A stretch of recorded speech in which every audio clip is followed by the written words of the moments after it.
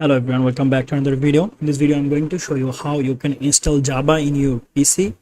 Using Visual Studio Code. So here you can see I have installed Visual Studio Code. If you want to install it, just go to your favorite browser and go for Visual Studio Code.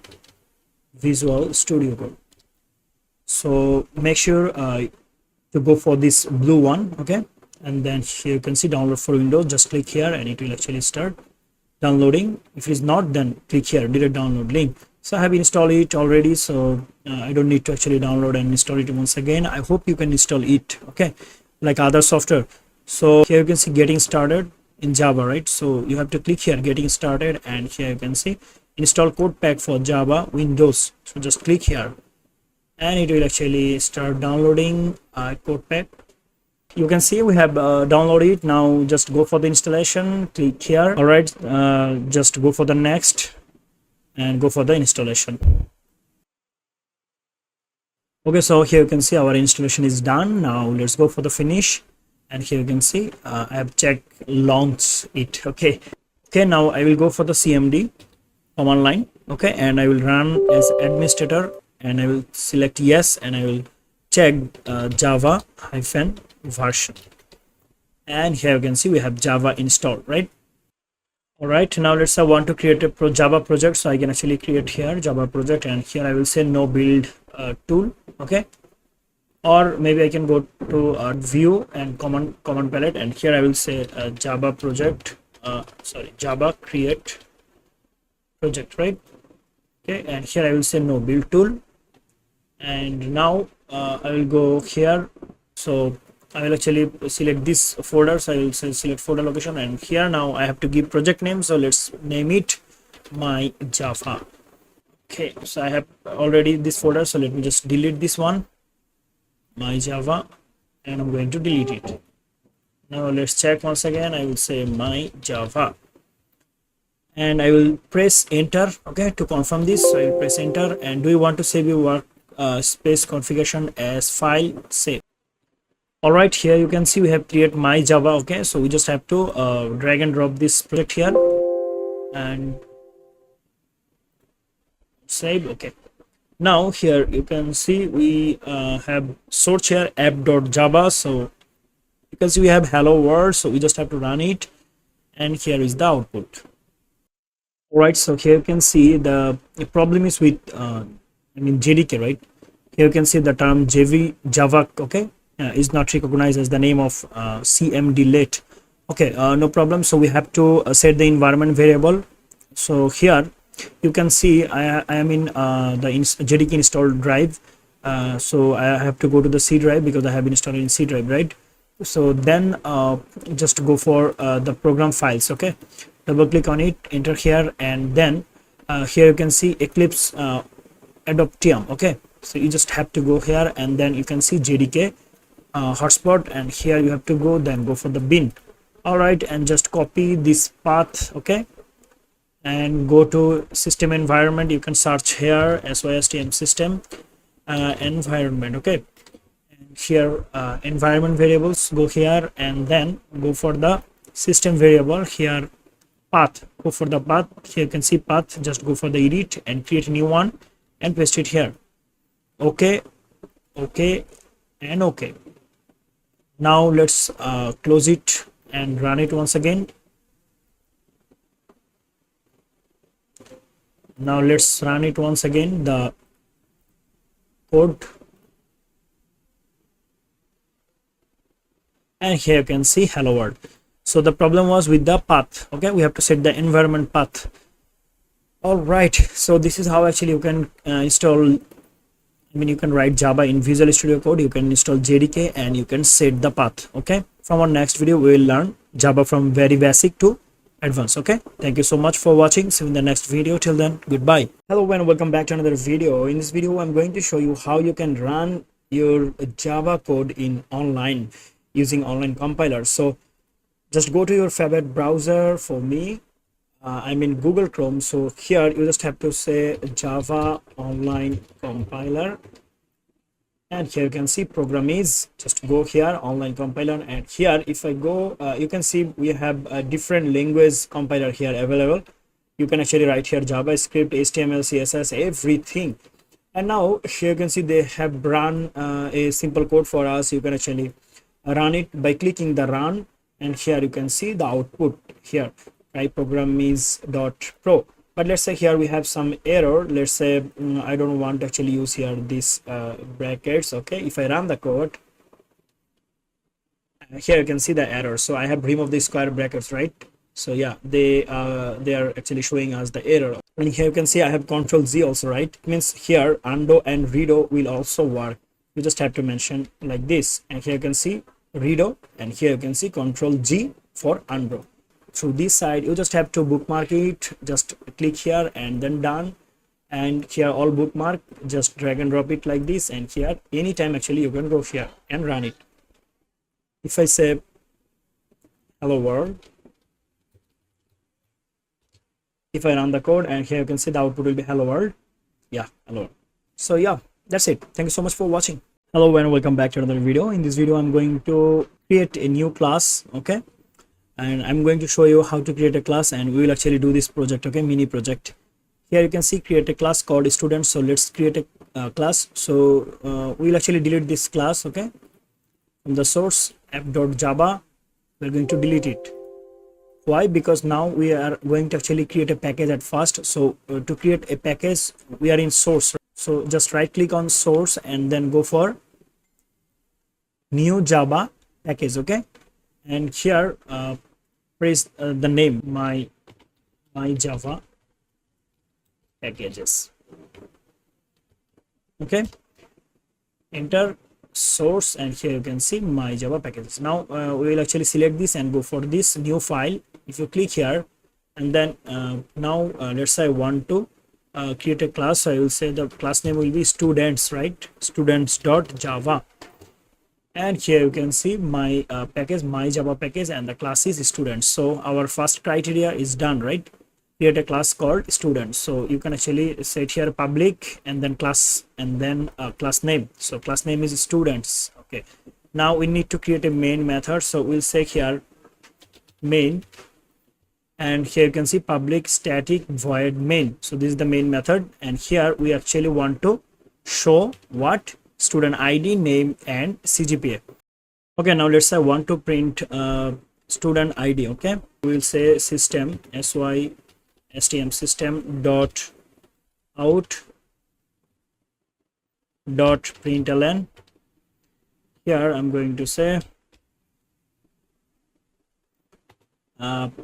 student ID, right? Student underscore ID colon, and here I'm going to say plus here I'm going to say student ID is what? 101, and then I will go to the next line. I will say system I will say println, let's say, and here I'm going to say student underscore name is Yamin, okay, and what println here, oops, error. Okay, we have to say here out, okay, and then println here I will say student CGPA, right, underscore CGPA 3.30. Now let's say I want to run this. So I will say run, all right, and I will say run Java. Here you can see student ID 101, student name Yamin, and student CGPA 3.30. So it's showing perfectly, right? So that's it. Thank you so much for watching. See you in the next video. Till then, goodbye. Hello everyone, welcome back to another video. In this video I'm going to talk about skip sequence. Here in our last video we have actually print student ID, name, and CGPA, right, through the new line. So here you can see we have to use println, right? But let's say I want to print all of them in the same line, but they should show in a new line. How can I do this? And that time actually I need to take help from skip sequence. So let's do this. First of all, I want to show this in here, okay. So what I have to do, I have to say here backslash n. So this is for the new line, and here I will say student name is equal to Yamin. So if I say here space, I mean if I give here any space, it will actually take space. Okay, let me give here space so that I can show you what happened. So I don't need this line now. Okay, and then now this line, so I will cut it from here, and I will go here and I will say \n. Okay, and then paste it here. Give some space, no problem. Remove it. So now I want to run the code, so I will go here and I will say Java run. Okay, run Java, sorry. Here you can see in the terminal we have student ID, we have name and CGPA, but you can see that here we have a little space, right? This is because we have use here space, right? So we cannot actually use here space if we don't want to actually show here space. So run Java once again, and here you can see there is no space like before.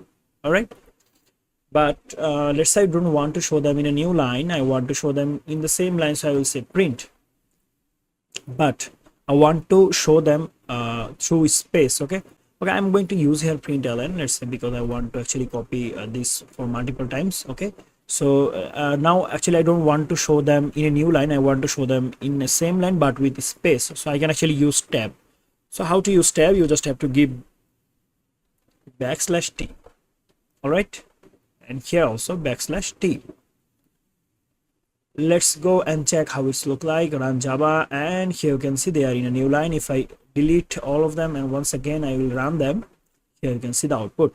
So student ID, student name and CGPA. I will write here println and press tab, it will actually create like this. Now let's say I want to copy all of them, going to paste it here, and here I will say student ID, let's say 102, student name, let's say Tanvir, and CGPA, let's say 3.21. Now if I run the code once again, and here you can see these are the output, right? Now let's say I want to show student ID inside a double quotation. So how can I do this? So to use double quotation, you have to say \double quotation. Okay, and then here also \double quotation. So now this student ID will show within double quotation. So let me run it for all of them. Okay, now go and run it once again, and here you can see they are in double quotation, right? Okay, so we have to give here one more \. So here, okay, let's run it once again, and here you can see the output. They're in a single quotation, right? So these are called step sequence. So I hope you understand. Thank you so much for watching. See you in the next video. Till then, goodbye. Hello everyone, welcome back to another video. In this video we are going to talk about comments. So why we need comments? So comment will help us to check what the code is doing in your program, and it helps the person reading the code more easily. So how to write comments? We have two types of comments. One is single line comments and another one is multi-line comments. So what is single line comments? Let's say I want to say here that here I'm going to actually print the student information. So I'll say single line comment like /, and then I will say here that I'm showing here student information, right? Student information. So this is the single line comment. If I run the code, you can see the comment will not show. So this is the single line comment, and now let's go for multi-line comments. So now let's say I want to actually break the line here and here also. So here you can see error. So either you can give here single line comment or you can go with multi-line comments. Let's say you have 15 line of comments. So every single time you will use this /, you shouldn't do this, right? So what can we do? Either we can select all of them. Let's say I want to remove the single line comment. So either we can select all of them and then press Control, then Control plus /. It will actually make comment for this. It's a shortcut. But on the other hand, we can do and this is the true way to actually declare multi-line comments. So like this, you have to use a / and then this sign, and after this where you actually want to end the comment, here you will go and then give this sign and then slash. So you will use this sign, okay, and all of the line will be comment out. Here if I run the code again, you can see comment is not showing here, right? So this is how you can actually do comment in your code, as like single line comment and multi-line comment. I hope you understand. Thank you so much for watching. See you in the next video. Till then, goodbye. Hello everyone, welcome back to another video. In this video we are going to talk about variables. So what is variable? A variable is something where actually we can store value. When I say x is equal to 5, it means the value of x is 5. So here 5 is a value and x is variable. So let me create a new file here. I will say variable.java.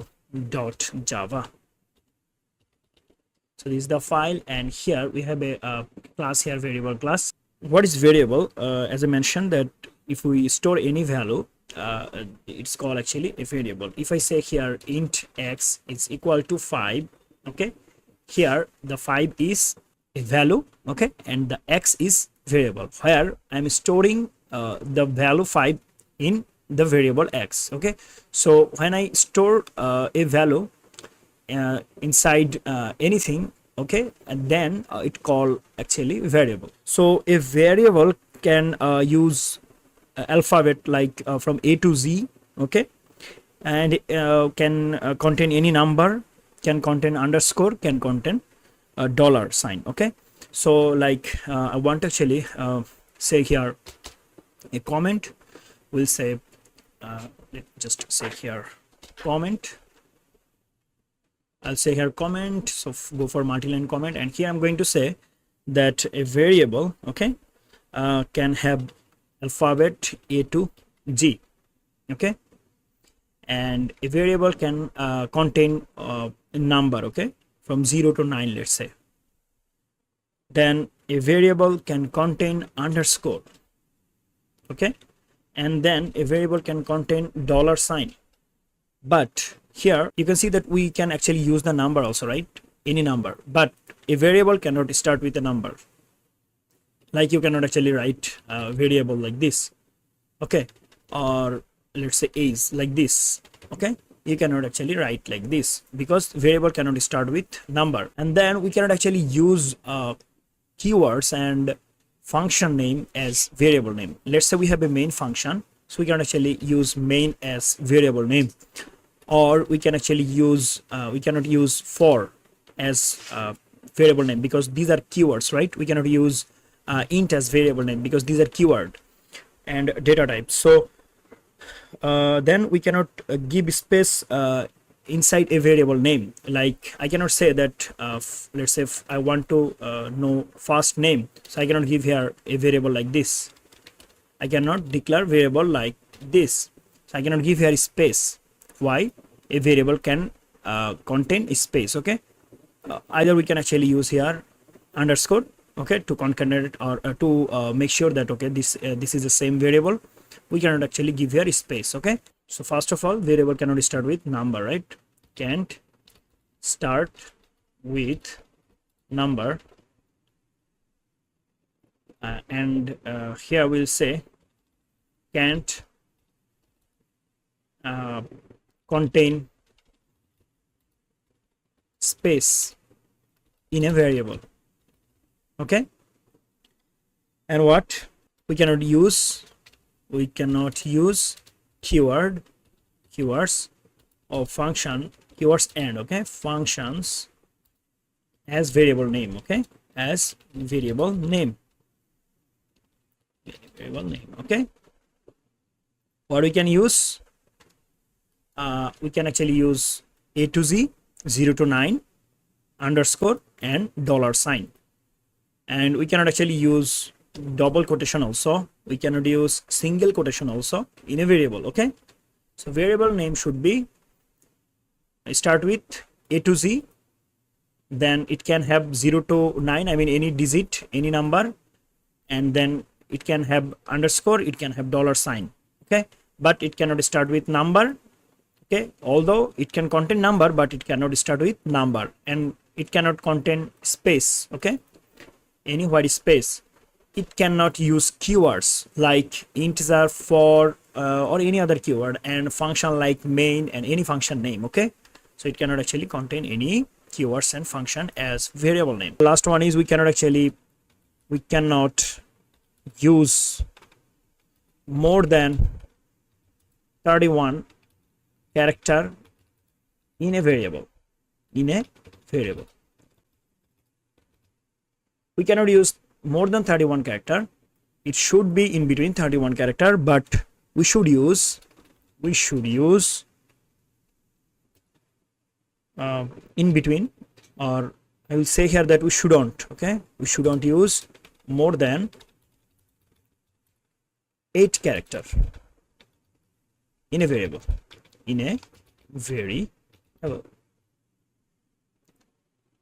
All right, now let's go for some example. Here I'm going to create 2 separate column. Let's say the first one will be valid, and here the second one will be invalid. Okay, so now I'm going to type here some name. So let's say age. Okay, so is this a valid variable? Yes, so it will go to valid age. And now what about one age? Is this valid variable? No. Why? Because it start with number. So here you can see a variable cannot actually start with number, right? So it will actually invalid. So one age is invalid. Now we have, let's say, first name. So is this a valid variable? No. So it will actually go here in invalid. Okay, and then we have what? Let's say first underscore name. So is this a valid variable? Yes. So we'll actually keep it in valid variable. So next, let's go for age 1. So is it valid or invalid? Valid. Okay, why? Because it can have number but not at the beginning, because we cannot start with a number, right? But it can have number at anywhere, but it cannot be actually start with number. All right, so now let's go for invalid one once again, and we cannot use keyword and function name. Okay, so we cannot say here, let's say, for any variable. Okay, so it will actually go to the invalid option.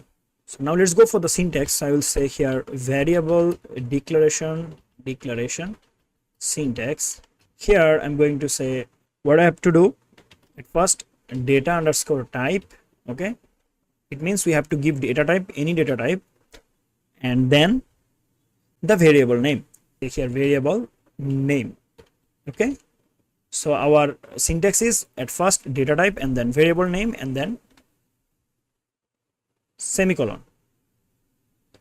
So for example, I will say data type, let's say int for the integer, and then variable name, let's say age. Okay, so we have different data type in Java. In our next video we will talk about them. So see you in the next video. Till then, goodbye. Welcome back to another video. In this video we are going to talk about variable data types. Okay, so in our last video we have talked about variables, how you can actually declare a variable and what can you use and what you can't actually use. So now in this video I'm going to show you how to declare a variable with different data types. So we have a bunch of different data types in Java, like int, we have integer, we have short, okay, we have byte, we have characters, okay, we have float, we have double. Okay, so we have a bunch of different data types. So let's start with integer. So let's say I want to declare integer variables. I will say integer num. So the num will, let's say, take 10 value.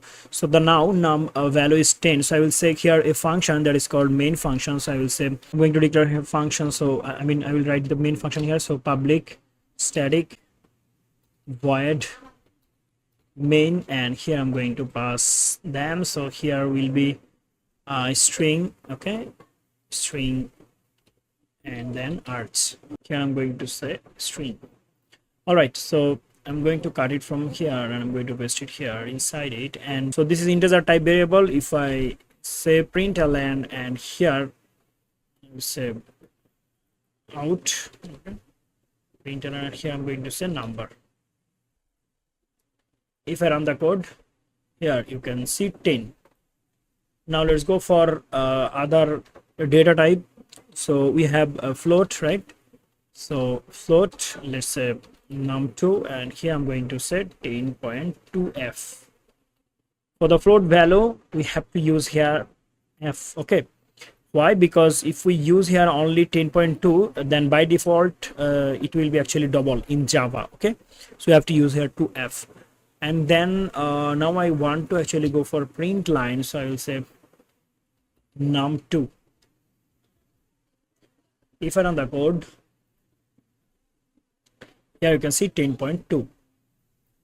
Now let's go for some other number. So let's go here and I will go for boolean value. So I will say here boolean. I will say in boolean, let's say are you a student or not. So I will say student. I will say true. So now it will actually show me true, okay. And for the double, I will say double, double. And here we don't need to actually use f, okay. I can say 2.22, and here this one will be, let's say, number 3, and here will be number 3 also, number 3, right? Okay. If I run the code, run Java, and here you can see 10, 10.2 true, and 10.22. Now what about character? So for character we have to say char character, then let's say name, okay. Here I'm going to select the first character. So first character, let's say y for Yamin, okay. And here I'm going to say print out, and here I'm going to say name. So it will actually show me y, but here you can see it's a character, right? So we cannot actually use here double quotation, we have to use here single quotation. And here I'm going to say y.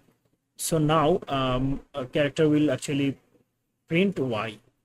Let's go here, you can see y, right? So this is how you can actually declare variable with the value, okay. Now let's say I want to show the number with a text. So what can I do? What I have to do, I have to say here double quotation, then a plus, and inside double quotation I will say, okay, the number number, number, right? Your number is, I can say like this. Now here next line, so I have to give plus sign, then double quotation for the text, and here I will say float value is this one. Then go for the boolean, I will say I will say RQA student, true. Then this one value for the double, I will say double, double value is, and then I will say your name start with the character. So now let's run the code. Here you can see the output. The number is 10, the value is 10.2. Are you a student? True. Then double value is 10.22, and your name start with y. All right. Okay, I have to just give here like this. Here you can see the output. So yeah, that's it. So we have a bunch of different data type, okay. So this is how actually you can declare variable, and you can print them individually, or you can print them with string also by using concatenation sign, I mean plus sign, okay.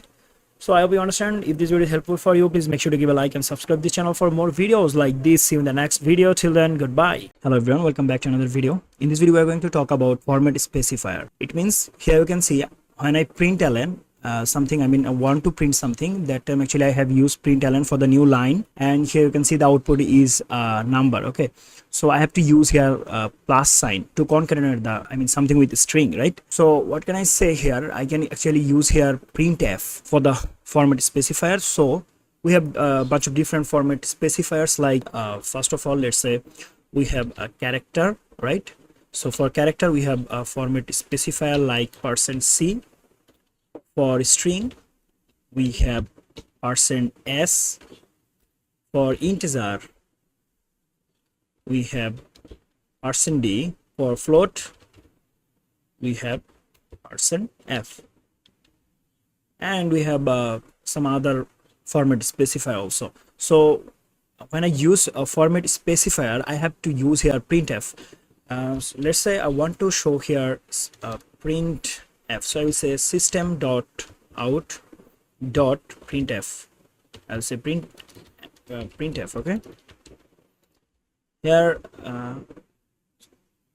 the s will be capital. Okay, system dot printf, and here I'm going to use this sign, and I'm going to say here the number.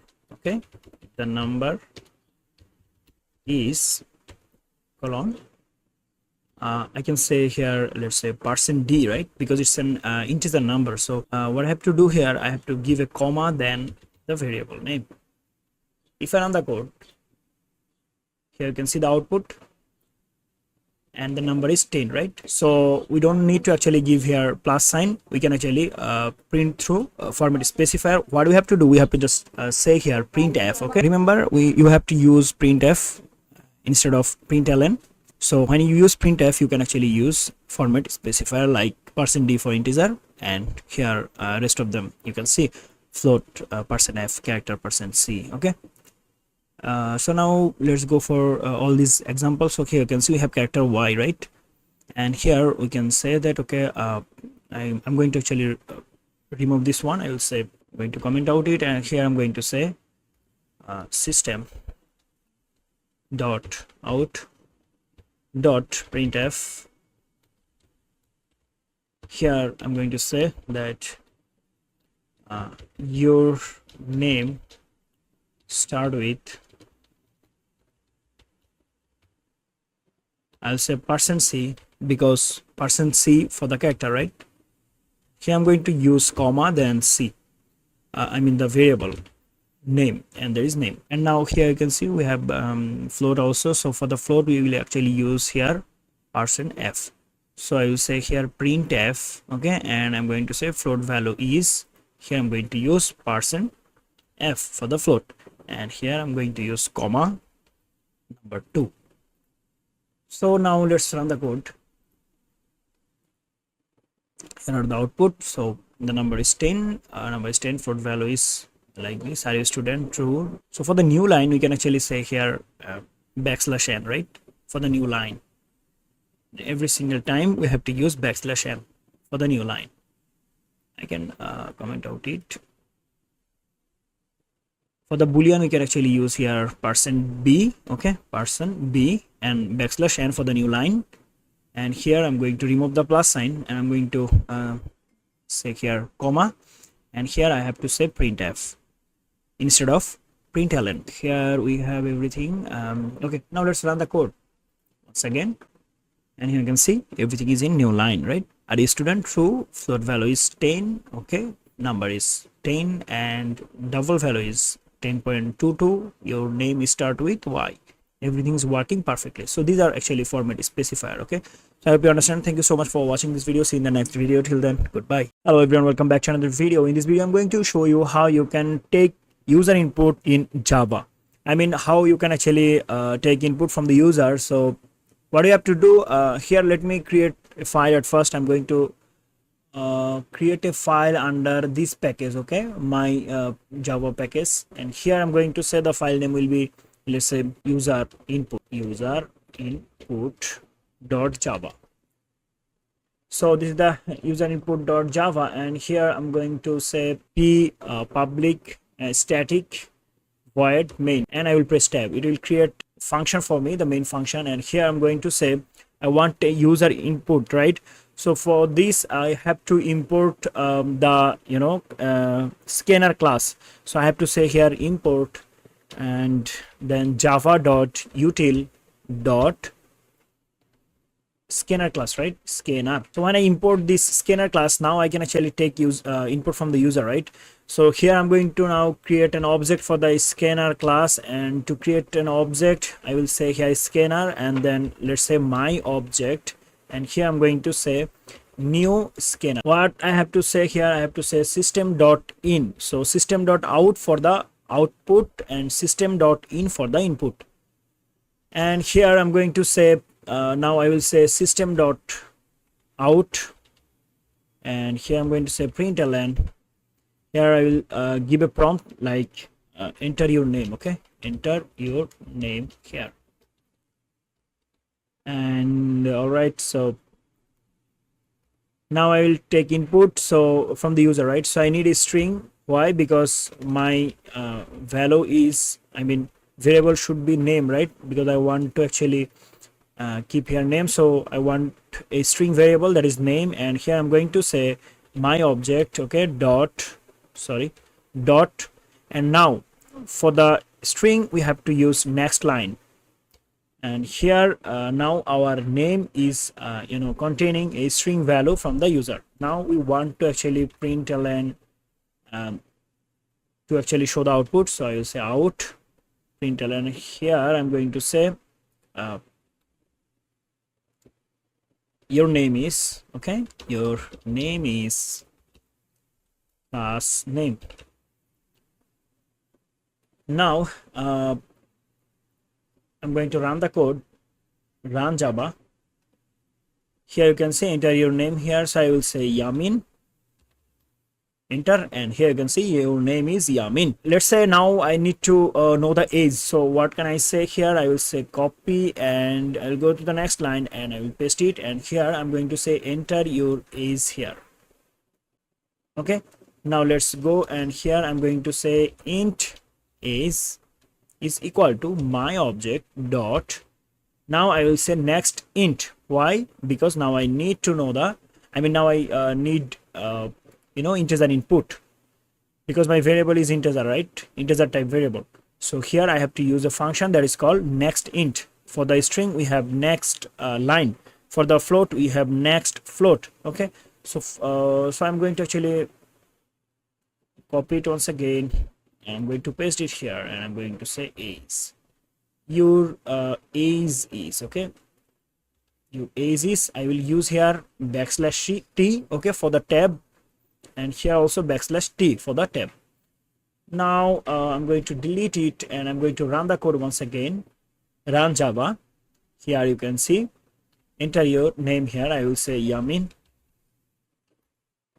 enter your age here, I will say 29, enter, and here you can see your name is Yamin, your age is 29. All right, now let's go for the float value. So I will say your CGPA. I'm going to copy it once again, and I'm going to paste it here. Here I'm going to say enter your CGPA here, CGPA.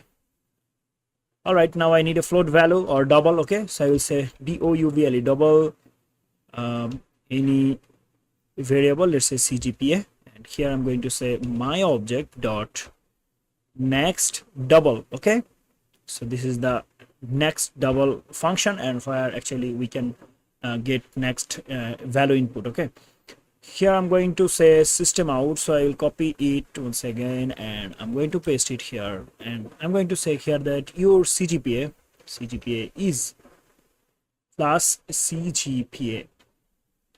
Now run the code. So name here, let's say Yamin, age 29, CGPA 3.31. all right, here you can see your name is Yamin, age is 29, and CGPA is 3.31. So this is how actually you can take input from the user. I hope you understand. Thank you so much for watching. See you in the next video. Till then, goodbye. Hello everyone, welcome back to another video. In this video we are going to talk about Java typecasting. Here you can see we have two different typecasting. Okay, copy this, so I will copy from here, and I will go to the code editor, and here I'm going to create a new class in this package. So I'm going to create a new class, and I will say typecast.java. Here I'm going to make comments, so I will go for multi-line comments, and here I'm going to paste all of them. All right, so now here you can see byte is the lowest value, right? Then short, then character, then integer, then long, then float, and then double. So this is called implicit typecasting. It means when you go from smaller to bigger, I mean you want to change the smaller value, smaller type to bigger type. That time you don't need anything except just declaring a variable with that data type. I mean, I want to say that, let's say I want to say here integer x is equal to 5. Then if I say double y is equal to x, it will actually automatically typecast the value. Okay, if I print it public static void main, okay, and press tab, I'm going to declare them inside of println. Okay, here I'm going to say double. Sorry, I have to print the variable, right? Okay, so if I now run the code, here you can see the output will be 5.0, right? Here you can see it automatically typecasted, right? We don't need to actually do anything. So this is called implicit typecasting. It means when you want to typecast something, I mean typecast a variable from smaller to bigger one, then you can actually go with implicit one. Okay, then you don't need to actually use here any typecasting process. But what about the narrowing casting? I mean here you can see converting a large type to a smaller size type. So when I say this one, that time actually I have to use typecasting manually. How?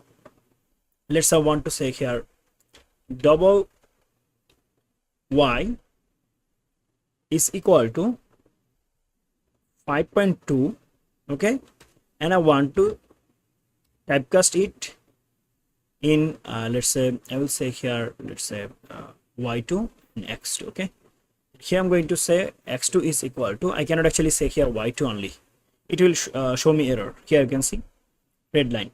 So this is error because I mean I'm trying here to actually convert the larger data type to smaller data type, right? And that time actually I have to use here typecasting in manual way. So I will use here parenthesis, and here I'm going to say int. So now the double value will actually convert to integer value. Now let's say I want to print it, so I will say system out println, and here I'm going to say x2. So now let's check what will be the output. I will run the code, and here you can see 5. All right, so this is called explicit typecasting. So we have two different typecasting, implicit and explicit. So for the implicit we have to go with smaller to the bigger value, but if it is about explicit typecasting, then we have to use typecasting in manually. I mean we have to typecast in manually, right? Because now our data type will actually go from bigger value to the smaller one, so I have to do it in manually. Okay, so this is the main difference between explicit and implicit. Okay, then let's say I want to convert it into integers, so I will say int x3, and here I'm going to say int. Okay, so I have to use here curly braces, sorry, first parenthesis, and then I have to say CGPA. Now I can actually show here system, I'll say println, so go here, and I will actually say x3 here. And now if I run the code, here you can see 3. All right, but what about float to double? Let's say this is double, double, double. Then I don't need to actually do it. I can actually do it only just assigning the value. Why? Because float data type is smaller than the double data type. Okay, float data type size is smaller than the double data type size. So now I can actually do it. I just have to assign it, and then if I run the code, it will show me 3.20, right? Here you can see. Hello everyone, welcome back to another video. In this video we are going to talk about arithmetic operators in Java. So what is arithmetic operator? To do an arithmetic operation, we use arithmetic operators. So what is arithmetic operation? Let's say I will say here int x comma y, and I will say, let's say x plus y. If I say like this, let's say I want to say here result. If I say x plus y, then this is called operation, okay? Arithmetic operation. So this is called arithmetic operation. And here we have a plus sign, right? So this plus sign is called arithmetic operator, okay? So this is called operators. And here we have x comma y, and these are called operands, okay? Operand. So we have different kind of arithmetic operators here. They are plus. I'm going to use here multi-line comment. Here I'm going to say, so the operators, so we have plus for the addition, we have minus for the subtraction, we have asterisk sign for the multiplication, we have this slash sign for the division, and we have modulus sign. This is called modulus for the remainder. I mean, it will actually find the remainder, okay? Remainder. So it will actually show us, I mean, give us remainder.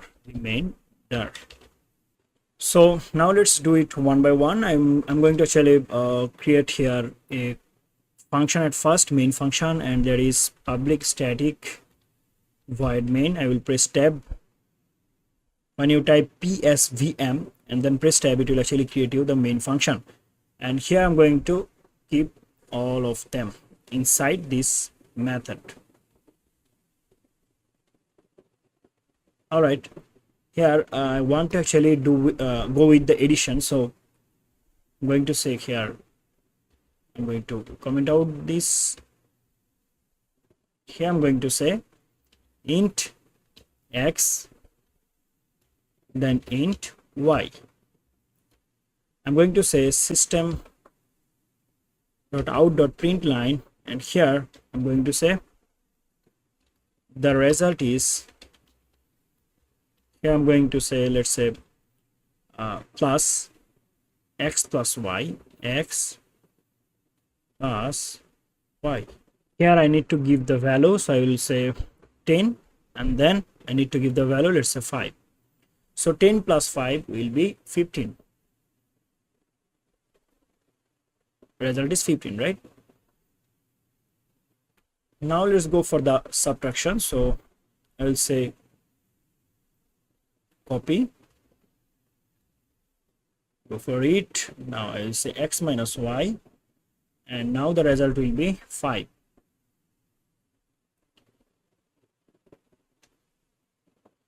I'll give here x/t, okay, x/t.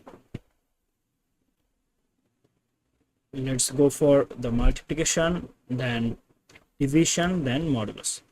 So the result is, here I'm going to say x into y. So it will be, the output will be what? 50, right? Here output will be 5. Here the output will be 15. Now what about the division? So the x value is 10 and y value is 5. So the result will be 2 here. And what about modulus? So let's give the sign, modulus sign here.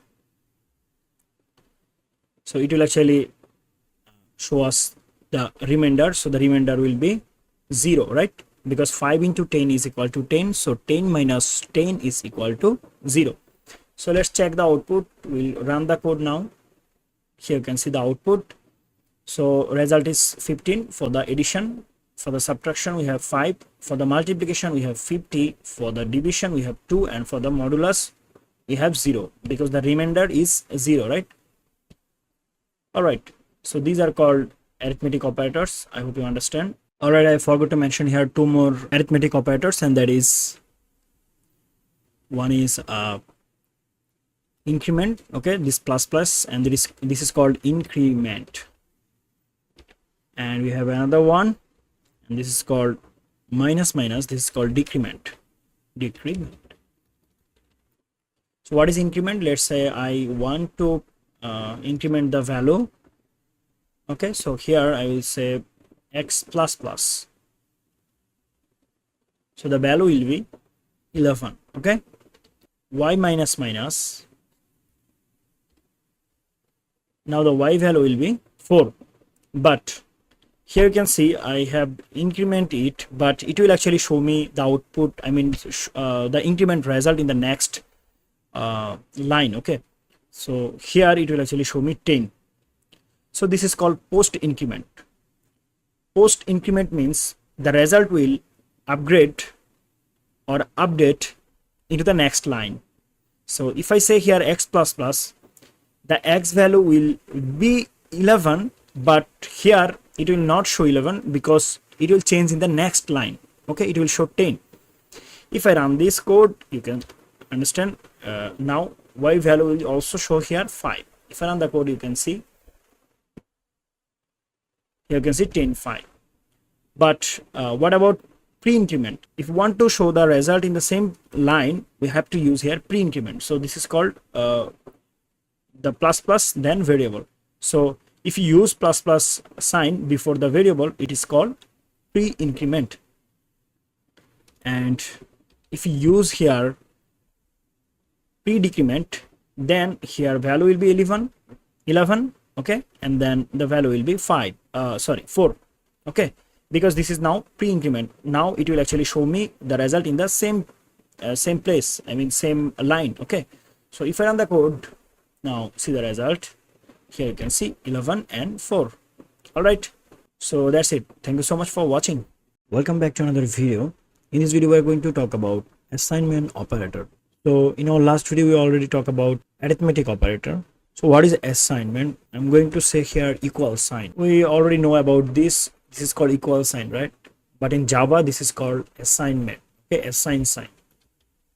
Okay, this is called equal sign. Equal. So this is called assign sign. So we'll actually implement our arithmetic operator with this assign sign. If I go to the W3 school, here you can see we have, this is called assign operator, and then we have arithmetic operator with it, plus, okay, minus, asterisk, division, modulus, and or. Okay, here I'm going to create a main method at first. So I'll say public static void m, right? If I press tab, it will create the function for me. Here I'm going to say int x is equal to 10, int y is equal to 2. Now what will happen here? Now the x current value will actually added with the y value. I mean y value will added with the x value. So the value will be here 12. If I run the code, you can see the result will be 12. So this is like x plus y. So the result of x plus y will be as same as x plus equal to y. So now let's go for the subtraction. We can say here x minus equal y. It will work like x minus y. Run the code, and here you can see 8. Why? Because now x value is 10, so 10 minus 2 is equal to what? 8. Now let's go with multiplication, and there is like x asterisk equal to y. So it will show us 20, and it will act like x into y. If I run the code, Here you can see the result 20.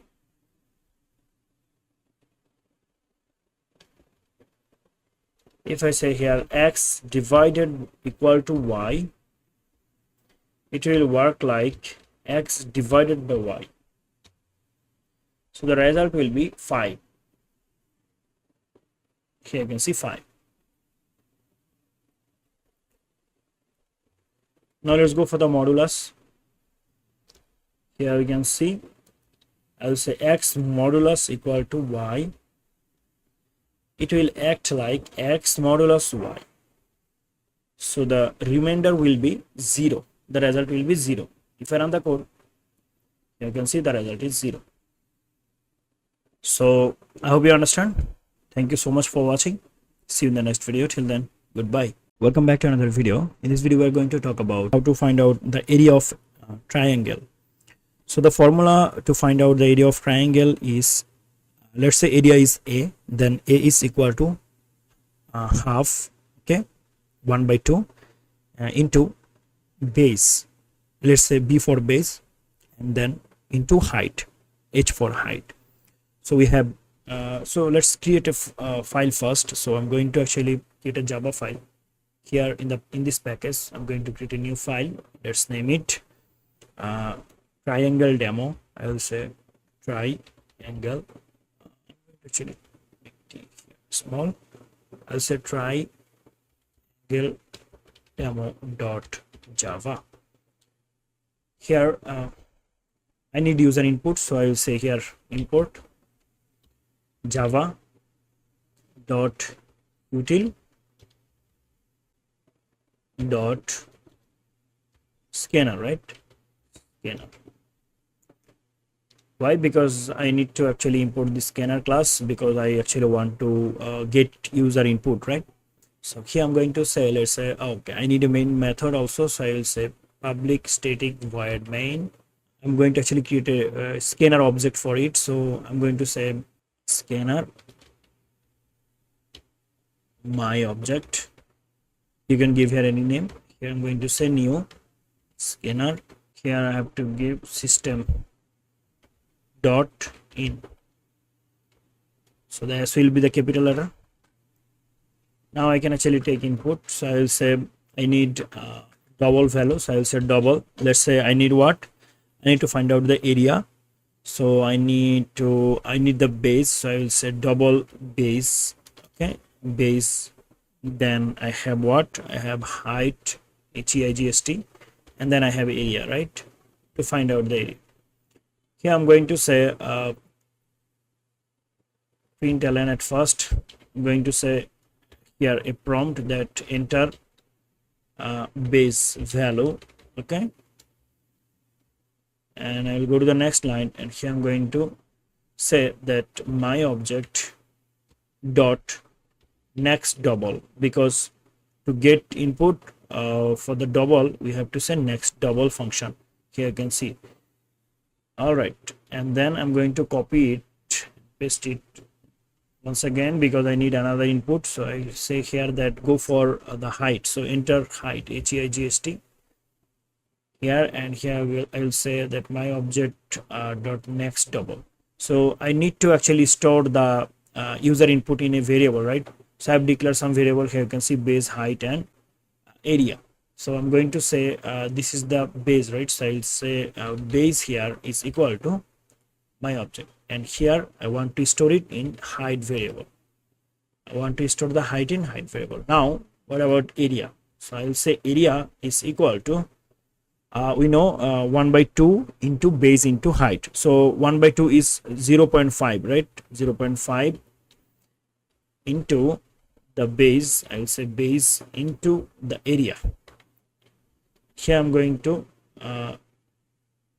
print, oops, not area, actually it will be height. Okay, so here I'm going to say println, I'm going to say area of the triangle is, I'm going to say plus area. So now let's run the code. So the base value, let's say 5, and height, let's say 5. So the area of triangle will be 12.5. So this is how actually we can find out triangle value. And what about some other things? Let's say circle. So to find out the circle, we know we need pi r square. So the pi value is 3.1416 and r means radius. So let's say I want to find out the circle. So I will copy everything from here. I'm going to paste once again, and here I'm going to say that the OBL double.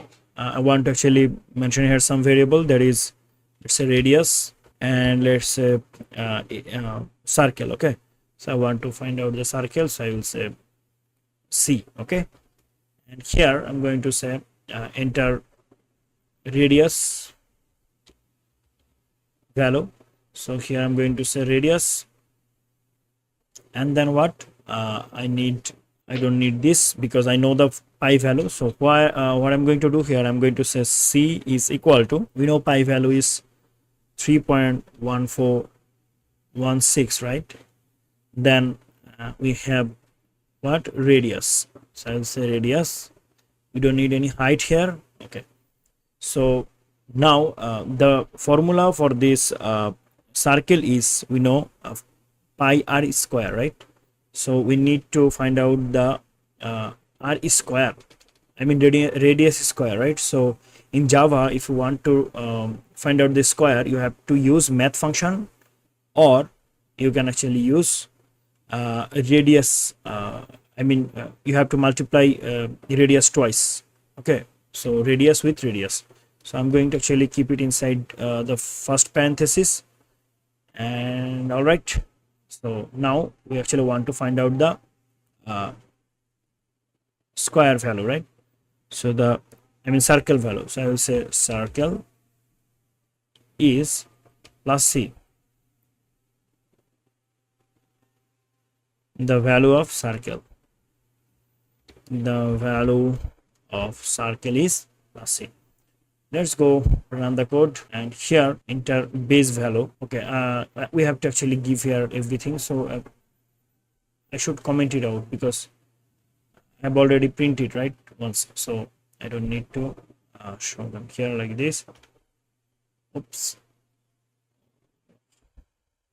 All right, comment out. If I run the code, let's say 4. Here you can see the value of circle is 50. Why? 4 square is 16 into 3.1416. If I go to the calculator, here you can see 4 square means 16, right? Into 3.1416. So here is the value. Okay, so it's working, right? Thank you so much for watching. See you in the next video. Till then, goodbye. Hello everyone, welcome back to another video. In this video, we are going to talk about comparison operator in Java. So I'm going to create this method. Let's make a comment. So here we have some comparison operator, and they are like equal. Then we have not equal, we have greater than, we have less than, we have greater than or equal, and we have less than or equal. So let's learn step by step. First of all, I will say int x is equal to 10. Int y is equal to 20. Here, let's say I want to println, and here I'm going to say x is greater than y. So it will actually return me Boolean value. So it will return me false. Why? Because x value is not greater than 20, right? But here I have said that x is greater than y, so it will actually show me false. If I run the code, here you can see false. All right, so now let's go for the assignment, equal operator. Equal means, double equal means the x and y value are same, so it will actually return me false because x and y value are not same. If I run the code, here you can see false. But here if I say 10, then yes, it is true, then it will actually return me true. If I run the code, here you can see true. Now let's go for the next one, and that is, let's say, smaller than, right? Smaller than y. Yeah, it will actually return us true because x value is smaller than y value, right? 10 is smaller than 20. So if I run the code, here you can see true. Now let's go for x is smaller than or equal y. So yeah, it's also true, right? Because the condition is saying that x is smaller than or equal y. X value is equal to y, or x value is smaller than y. Or means if any condition, let's say we have two conditions. So if any of the condition is true, then or value will return us true. So here the value will be, it will actually return us true. Okay, if I say, if I run the code, here you can see true. If any of the condition is true, then it will return true. So we have logical operator also, right? In our next video we'll talk about it. Okay, so now here you can see x is smaller than or equal to y. Yes, x is smaller than y, right? So actually one condition actually true, right? So it will actually return true. But here if I say x is greater than or equal y, both condition is wrong, right? X is not greater than y, or x is not equal to y, because x value is 10, so it's not greater than y and not equal to also y. So it will actually return us false. If I say false here, and if I run the code, here you can see the output will be false. And here we have another option, and that is not equal to y. So what do you think? Is it going to return us true or false? True, because x value is not equal to y. Yes, x value is not equal to y, right? Because x value and y value are not same, so this condition is true. So it will actually return us true. If I run the code, here is the output. True. I hope you understand. That's it for today. Thank you so much for watching. See you in the next video. Till then, goodbye. Hello everyone, welcome back to another video. In this video we are going to talk about logical operators. So I will create a new file here. Let's name it logicalop.java. I'm going to actually add here a public static void main, okay, function. We have three logical operator. So let me comment out them, and the first one is OR. So this is called OR.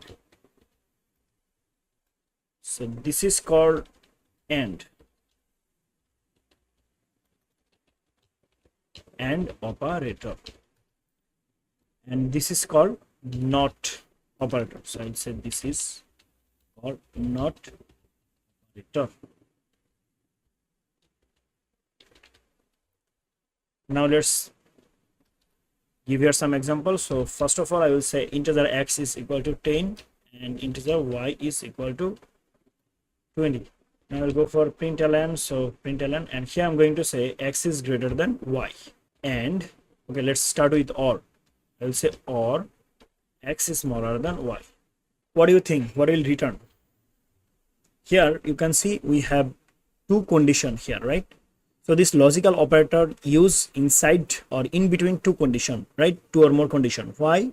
Because they will actually compare other operands. So here you can see in the left side we have x is greater than y, and in the right side we have x is smaller than y. What will OR operator do? OR operator will actually return true if any of the condition is true.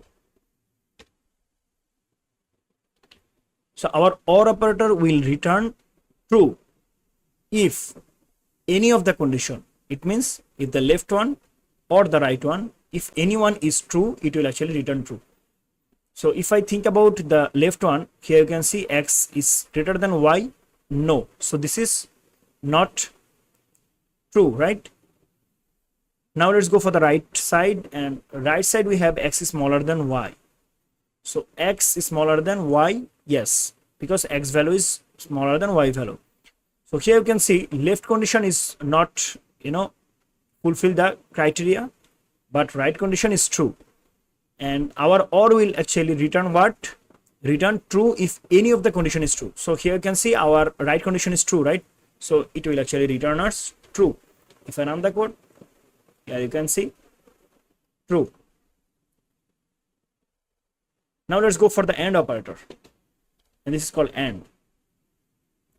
So AND will, let me just create a new line. Okay. Now let's go for the AND operator.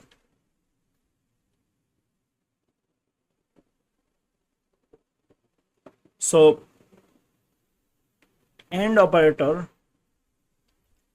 return true if both of the condition are true. AND is different from OR operator. It means when you use AND will check if the both, both of them are true or not. Okay, let's say here the left is not true, right? Because x is not greater than y here, but right side is true. So it should return true, right? But no, because AND characteristics is both of them need to be true, so it will actually return us false. Now let's say go to the first example. Let's say here both condition is false, so what will happen? Obviously false, right? Because if both condition is false, then we don't need to actually compare it, so it will actually return us false. If both condition false, it will return false. If any of condition is true, it will also return false. It will only return true when both condition is true. If I say here x is smaller than y, and if I say here, let's say y smaller greater than x, then it will actually return true. Why? Because both condition is true, because y value is greater than x, and x value is smaller than y, right? Both condition is true, so it will return true.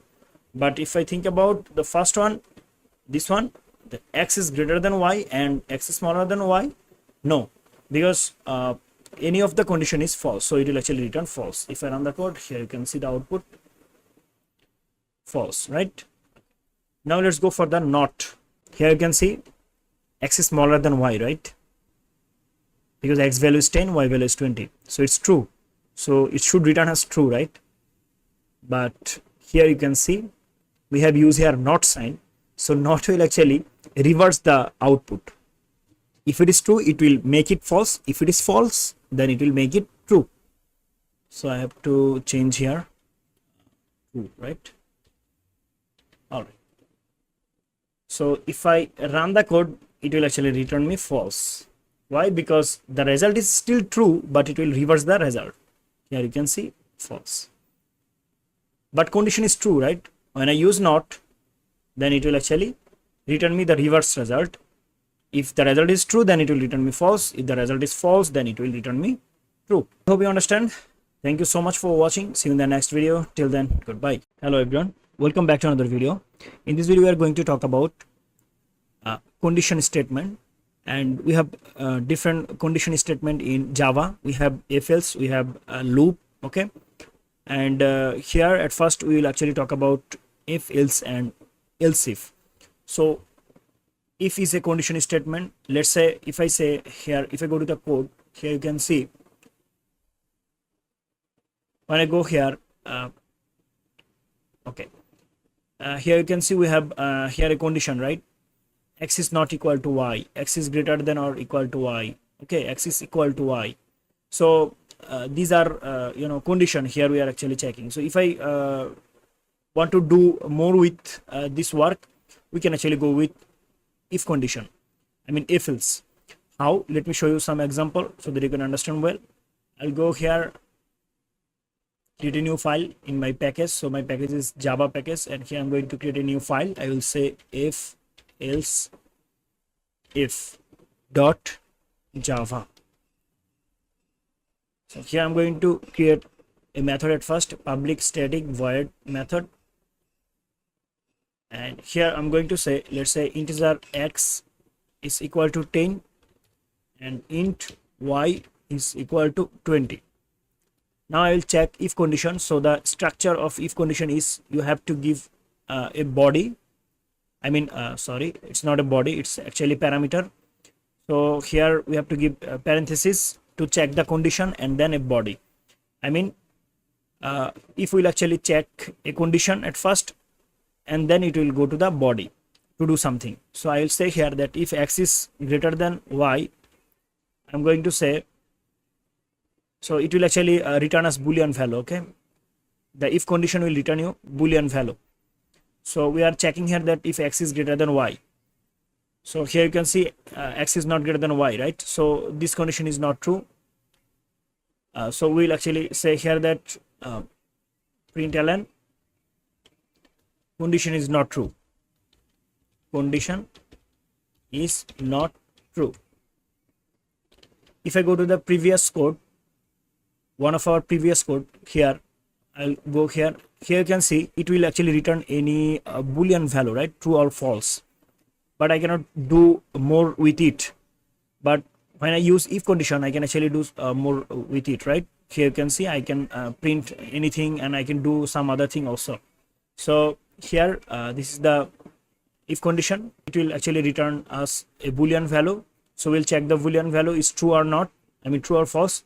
So depending on the condition, it will actually enter in the body. Here you can see the condition is not true, so it will actually show us condition is not true. If I run the code, here you can see the output. It will not actually show me this println. Why? I mean this output. Why? Because condition is not true, right?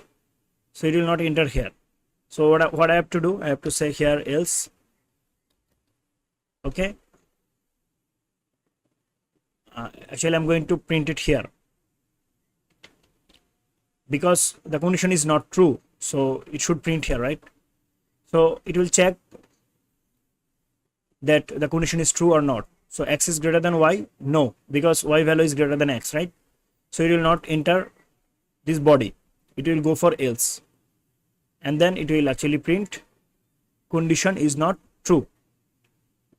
If I run the code, here you can see the output is condition is not true. Let's say I want to say here age, integer age. Let's say I will give here any age. Okay, so here I'm going to say if age is equal to 0, I'm going to say here println you are a newborn. You are a newborn. Now I will talk about else if. I'm comparing the age variable with a different value. Let's say I will compare the age is 18 plus or not, then age is 0 or not. Okay, so I'm actually comparing here only age. So I can actually go with else if because I'm comparing the same value, I mean same variable with multiple value. So I can continue with else if. But let's say I need to check, let's say age, then student. Okay, are you a student or not? So we have boolean. Let's say boolean student for checking the student is a student or not. That time actually we can use multiple if. Then every if will actually execute it. If the first one is true, okay, if the first condition is true, it also go for the second condition. Why? Because both are individual condition when I use if. But when I say else if, so it will actually check only one condition. If let's say first condition is true, then it will not go for the second condition. Why? Because it already fulfilled the requirement, right? So we don't need to go for the next if. So that is called else if. So this is the main difference between if and else if. Then the final one is else. If it is not matching with any condition, then it will actually finally go for the else statement. So this is the final statement. Okay. So what I have to do, I will use here else if. Why? Because I want to actually match the age variable with different value. So I will say here, and actually I want to show only one result. If any result actually, what can I say? Let's say match with the condition. That result will be shown only. Okay. So I will say here if age is greater than 0 and age is smaller than or equal to 18, smaller than 18, let's say, I'll say println you are not an adult to enter this site, and we'll give here another condition, else if that if age is greater than or equal to 18, I will say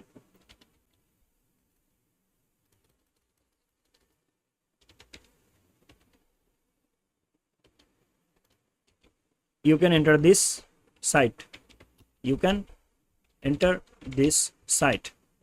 Now let's say the age is more than 15. We'll actually restrict for this age range also, right? So I will use here one more else if condition, and here I will say age is greater than 50. I will say here println, I will say you are old enough, so we are sorry, you cannot enter here, you can enter here. Okay, so if I run the code, it will show me error because I haven't actually give here any age value, so I have to give age value. So let's say try with 18.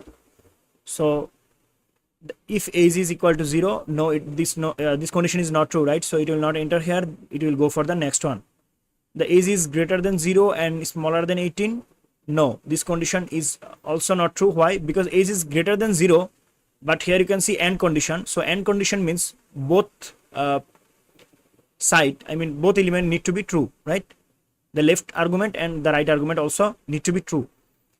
So this is also a false statement, so it will not enter in the body. Now let's go for the next one, else if, and here you can see age is greater than or equal to 18, right? So it will actually print it.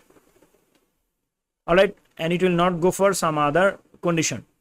So if I run the code, here you can see it will show me that you can enter this site.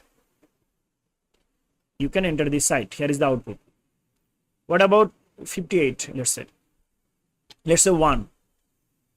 So it will show me this condition, right? It will not go for other condition because the condition will be true. Why? Because age is greater than 1, right, and is smaller than 18. So both condition is true, so AND condition will actually return true here, and it will actually enter this body, right? So it will show me what? You are not adult to enter this site. Here you can see the output.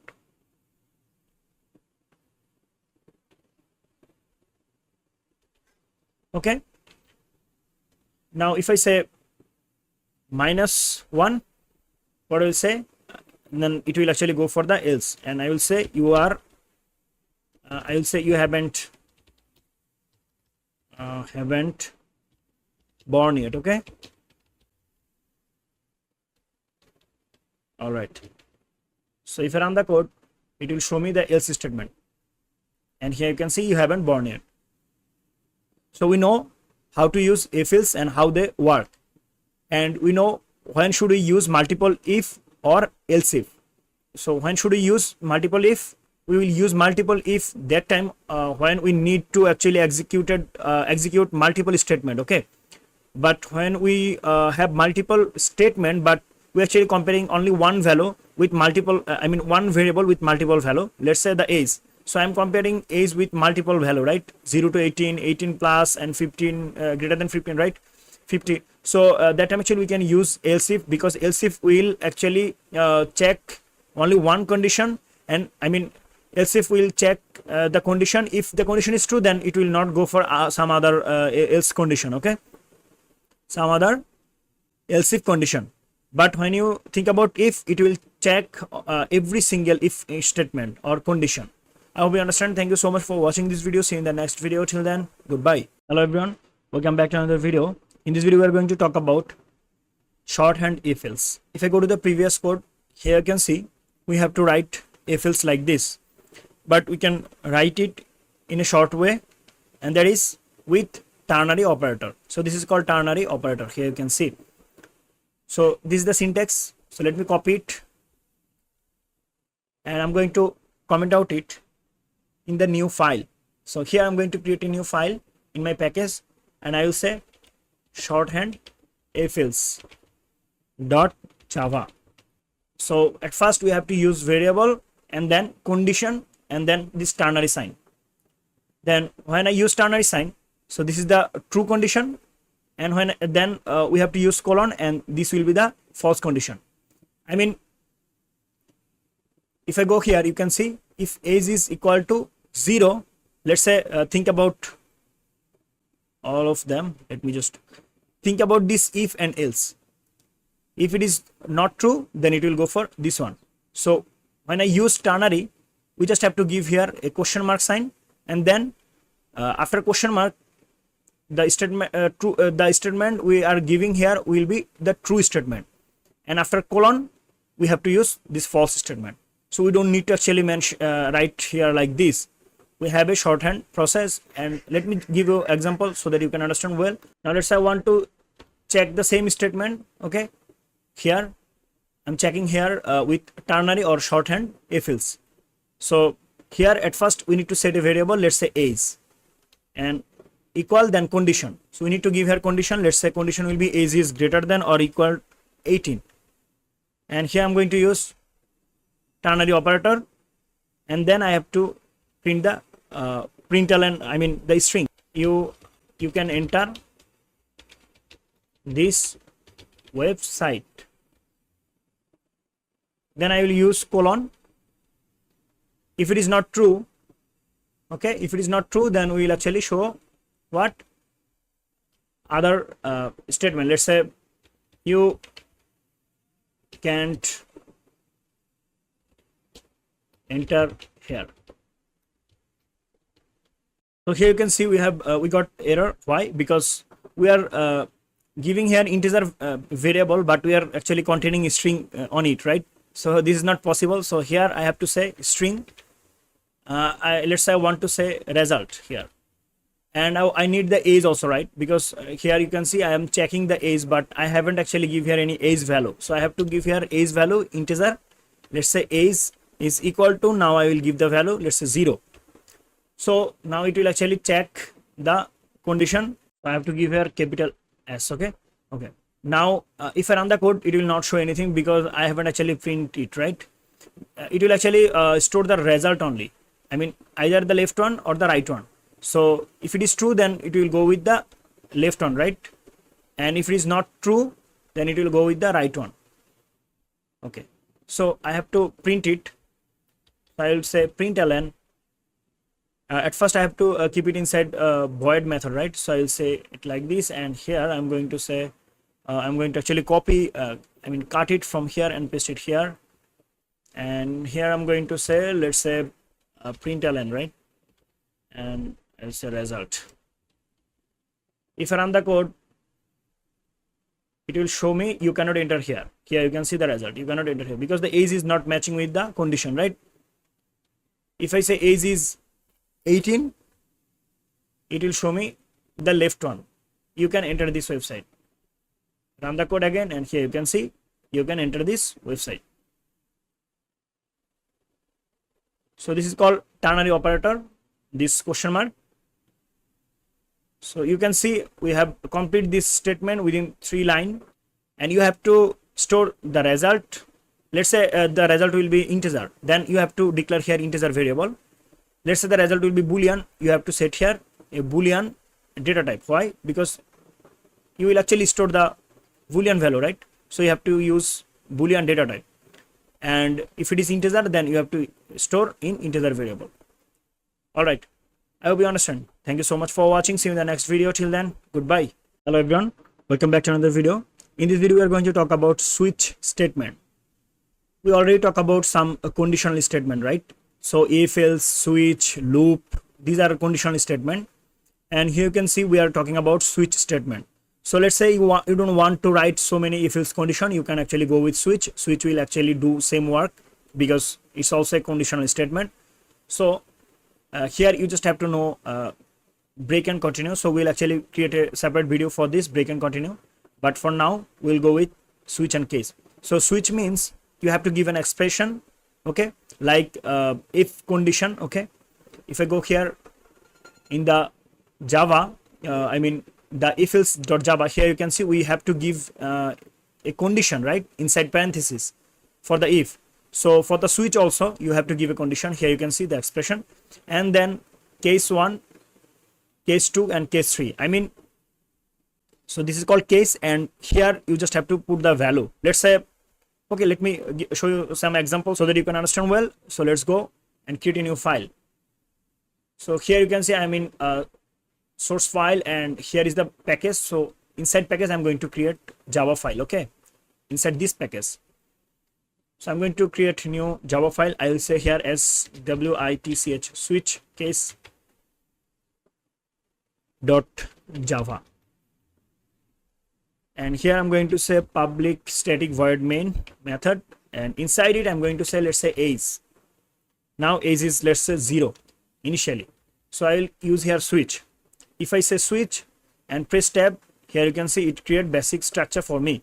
I'm going to actually remove all of them so that I can actually explain you what is happening here. So here you can see args means argument. Here we have to pass the variable. So here I'm going to pass the variable.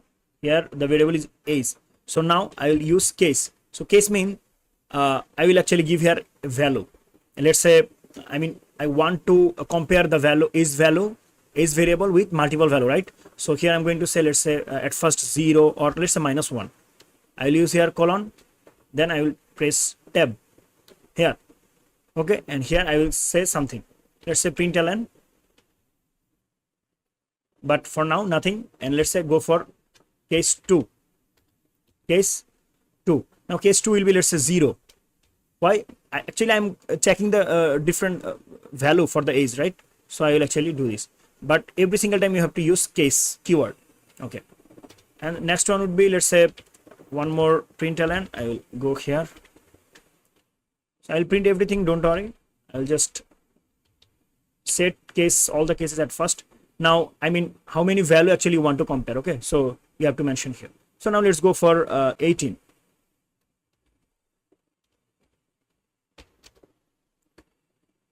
Then I will print out something. Now what about another case? Let's say 51. Here we can actually set println. Okay, one second. And now when I say case -1, I will actually say here that you haven't born yet. So I will say you haven't born yet, and here I will say you are a newborn. For the case 18, I will say you can enter this website. For the 51, I will say you are old enough. Sorry, you can enter. Yeah, it will check the condition at first. So switch will actually get the value. So the age value is now 0, right? So it will check the case. So case 1 is not matching with it, right? So it will not go here. Then it will actually go for case 0. Yes, this value is true, so it will go inside here. But you can see it also shows rest of them except the first one. If I run the code once again, you can see you are a newborn, you can enter this site, and you are old enough, but you haven't born yet. It's not shown here, right? Why? Because the first condition is not matching with it, although the third condition is not matching with it, and the fourth one. Why this is happening? Because I mean case 0 fulfill the criteria, right? Condition, so it will print it. Then I haven't actually break the code here, so it will go for the next case also. So what I have to do, I have to use here a break condition. I mean break. So when I use break, if it is find any condition true, then it will actually break the code here. It will not go for some other code. So we have to use break every single time. Now let's say I want to change the value to -1. So it will show only the -1. Okay, this one, and it will break the code here. So rest of them will not be printed. Okay, If I run the code, here you can see only one output. We haven't born here because of this break. So you have to use break in switch case. Now let's say I want to give here any value that is not here. So what will happen? Let's say 55. When I use if else, it shows, I mean, we have else condition here, right? If I go to the if else, here you can see we have the else condition here. I mean, if any statement is not true, then it will actually go for else. In switch case, we have also a default one. Let's say any of the case is not true, then we will actually go for the default one. So this is called default, and here I'm going to say println sorry can't enter here. If I run the code now, it will show sorry. Okay, we have to use break. You have to use break when you use switch case. And let's go run the code. Here you can see sorry you cannot enter here. If I say here let's say -12, it will also show the same output. You cannot enter here because it will check every case, and every case will not fulfill the criteria, right? I mean condition. So it will go for the default one. So that's it. I hope you understand. Thank you so much for watching. See you in the next video. Till then, goodbye. Hello everyone, welcome back to another video. In this video we are going to talk about Java while loop. So loop is also a conditional statement. I mean, little bit different like other conditional statement like if else, and then we have switch, right? So this condition is little different. It's like the code will actually run for a certain time according to the condition. If you think about if or switch loop, I mean condition, that time actually you will find that for a specific condition, right? Either it or something else. But if you think about while condition or any loop condition, it's a condition for a certain time, maybe for multiple times. Let's say I want to show from 1 to 5, so it will actually run I mean it will check the condition for multiple times, right? So let's do some examples so that you can understand. Here you can see I'm in Visual Studio Code and I'm in a project. Okay, so the project, and here you can see my Java package. I'm going to create a new file inside this package like other Java files. So I'll create new Java file and I'll say here, so the file will be loop condition dot java. Here you can see we are inside, I mean we are under a package, and this is loop condition. So what is the problem? Let's change the name, condition loop. What is this? Okay, now there is no error. So all right, so we'll actually write public static void main. So I will say here psvm, and then I will press tab, and here I'm going to say, let's say int I is equal to 0. So let's say I want to show from 1 to 10, let's say. So I will say here I is equal to 1, and I can do it in a regular way like system, I mean like print ln 10 times. Okay, and I have to initialize every single time I value. Okay, and then I have to print it 10 times, right? But I can actually do it using while loop or any other loop. So in this video I will talk about only while loop. So the while loop will have a body like this using curly braces, and it has a condition because it's a conditional statement, right? But it's a little bit different than other like if else and switch. So here we need to give a condition. Let's say how many times the loop will execute.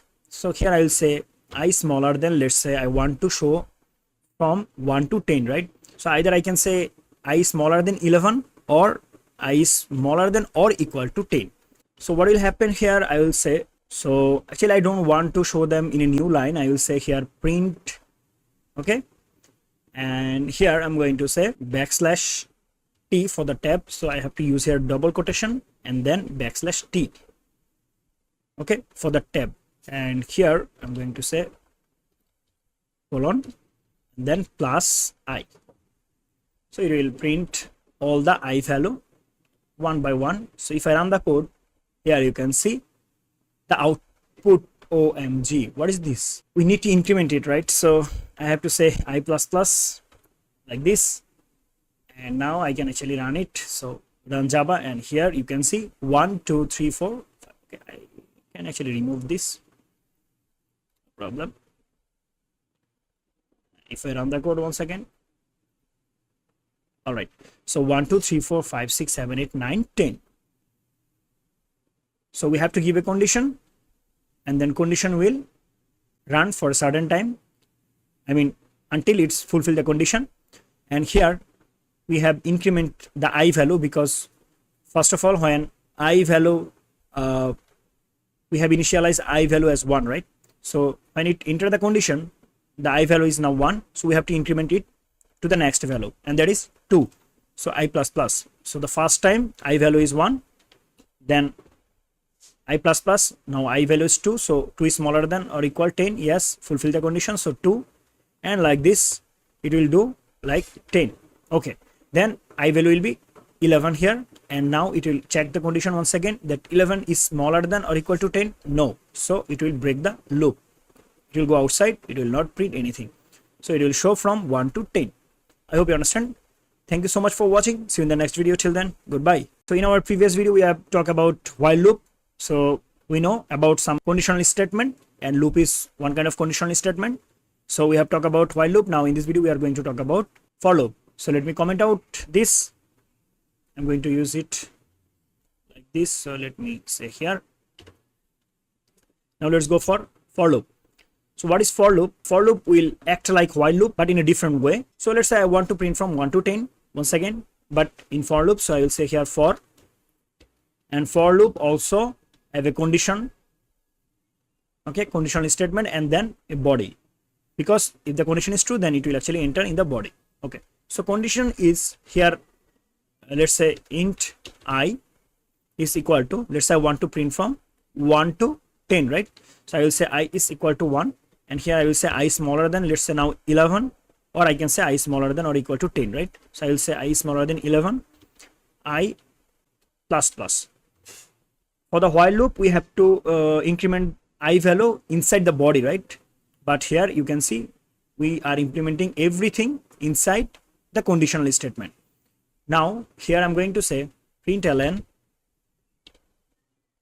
actually want to copy from here.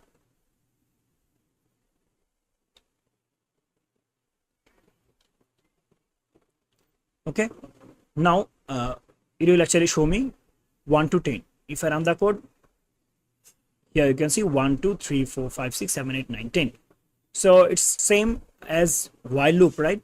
But in while loop we have to initialize first, then we have a conditional statement, and then we have to increment the value in the body, inside body, right? Loop body. But here you can see we have done everything inside conditional statement. That's it. I hope you understand. Thank you so much for watching. See you in the next video. Till then, goodbye. Hello and welcome back to another video. In this video we are going to talk about break and continue statement. If I go to the switch case, let me go to the switch case here. So here we have use break. In a switch case we have to use break statement, right? So now let's talk about in details in this video. So here I'm going to say at first psvm tab, okay, and it will create basic function, that is the main function. So here let's say I want to say I is equal to 1, so I want to print from 1 to 10, let's say. Okay, so I need a loop, right? So let's say for loop. I'll copy from for loop, so I'll go here in the conditional loop, and I'm going to copy from here. I'll use for loop. All right, need this. All right, so here you can see I have print from 1 to 10, right? It will show me the output of 1 to 10. Here you can see the output 1 to 10. But let's say I don't want to show 6 here. So how can I do this? So I will say here a condition. If I'll say here if I is equal to 6, I don't actually want to print it. So I will say continue. So when I will say continue here, it will not go to the next line. It will continue to the loop once again. So I value is 1, it will print 1. Why? Because it will check I is equal to 1. No, so it will actually print 1. All right, so the first output is 1, and then I plus plus, so I value will be 2, so 2 is smaller than 11, yes, so it will go inside of this for loop, right? And now it will check the condition. If I is equal to 2, no, so it will not continue it, I mean it will not enter this block, it will print out. So it will print 2, then 3, then 4, then 5. Now I value is 6, so 6 is smaller than 11, yes, and then it will find a condition here, I is equal to 6, yes, currently I value is 6, so it will actually enter this block. When it enter the block, so we have here continue, so what it will do is it will go to the loop, I mean it will not go to the next line, it will continue the loop because the continue statement, okay, because of this continue statement. So it will not print 6 here, it will go to the next line, so it will not print 6, it will go to the next line, so next value will be 7, right? So 7 is smaller than 11, right? So it will check I is smaller, I mean I is equal to 7, no, so it will actually print 7, and so on, 8, 9, 10. Now I value is 11 because 10 plus 1 equal to 11, and it will actually enter here, I mean I value is now 11, so it will check I is equal to 11, okay, now 11 is smaller than 11, no, so it will actually it will not enter this body, it will go outside of this loop. So it will show from 1 to 10 except 6 because of this continue statement. What about break? Let's say I want to make, I mean I want to comment out it. So now what about break?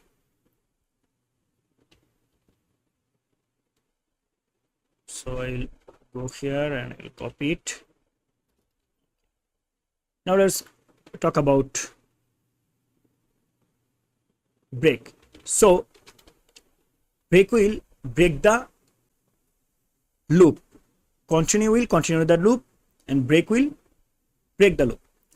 Let's say I want to show from 1 to 5, then when the I value will be 6, the code will be terminated.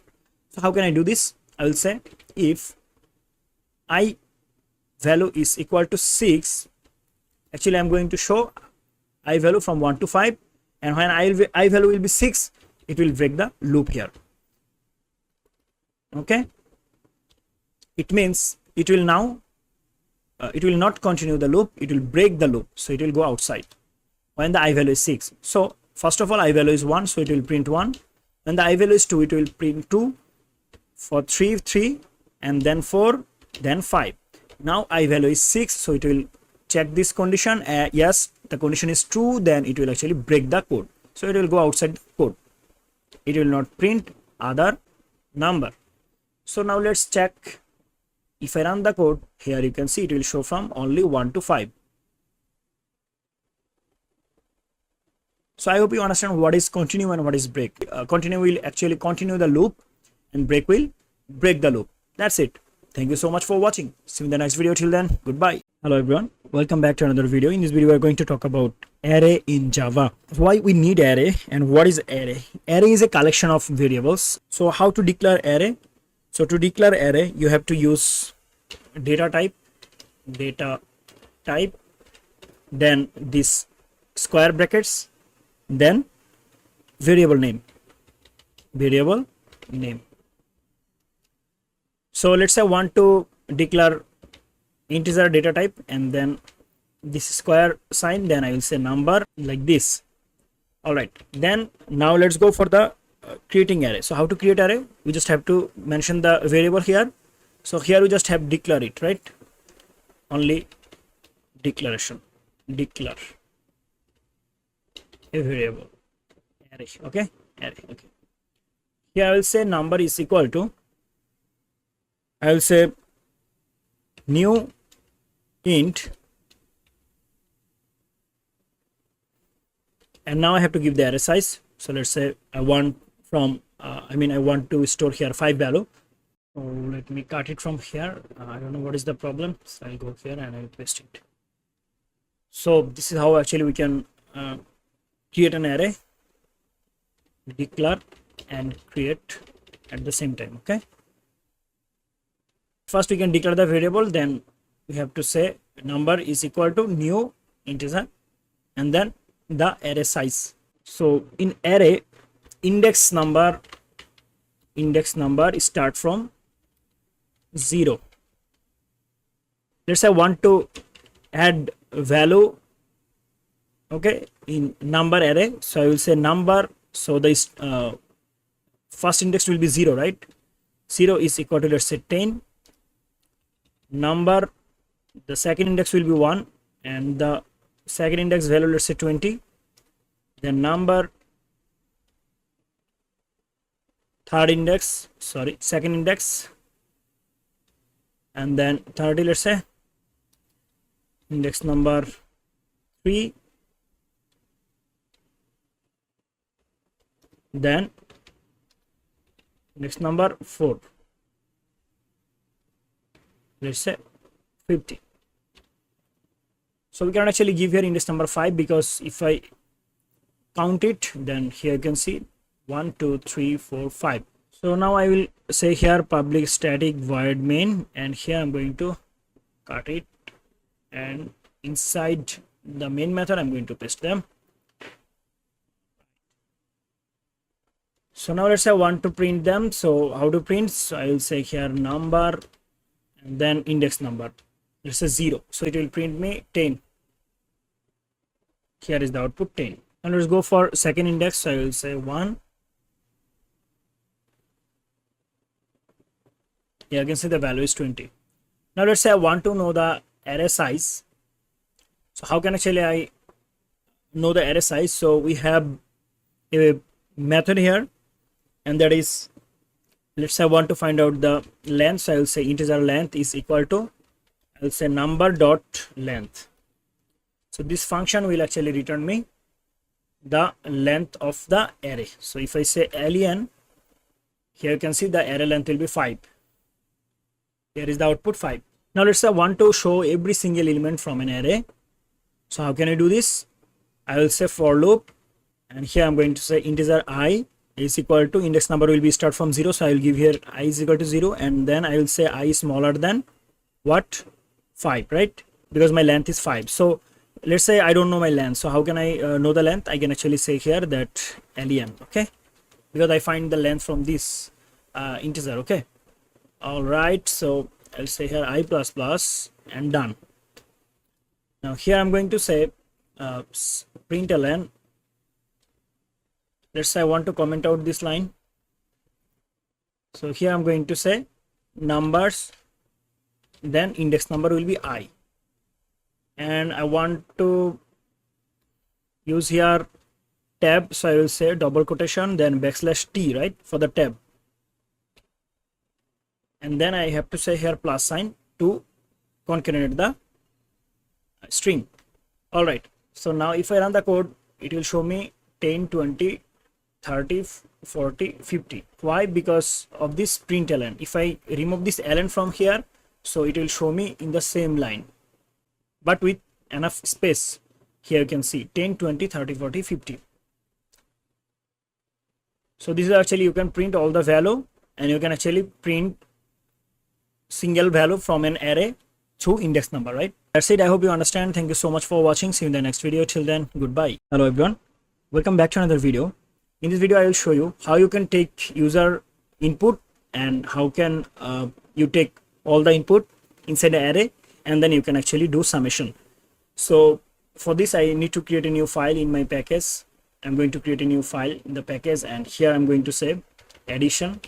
Okay, you can see the class addition here, and I'm going to actually create here a public static void method. So I will press tab, and it will create the function for me. So to get user input, actually we have to import a class, Java class, and that is import java dot util, and then here the class will be scanner, right? Scanner. I'm going to create here a scanner object, and to create a scanner object we have to mention the class name, and then I will say, let's say number is equal to, I will say system, here I will say new, right? New scanner, and here I'm going to say system.in, right? system.in for the output. Now every single time I will use this object scanner number. Okay, I can actually say here my objects so that it's look more meaningful. And now I will say every single time I will create something, I will actually add this object. Okay, and let's say I want some integer value, so I will say integer array. I will declare array. So like this, we know, we have learned from previous lesson, right?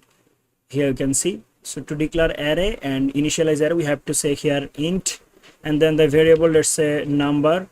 I'm going to say here new int, and here I have to initialize the size. So let's say I want to do 5 addition. Okay, so I'm going to say here that println enter your first number. Okay, I'll say enter your first number, or I can actually run here a for loop.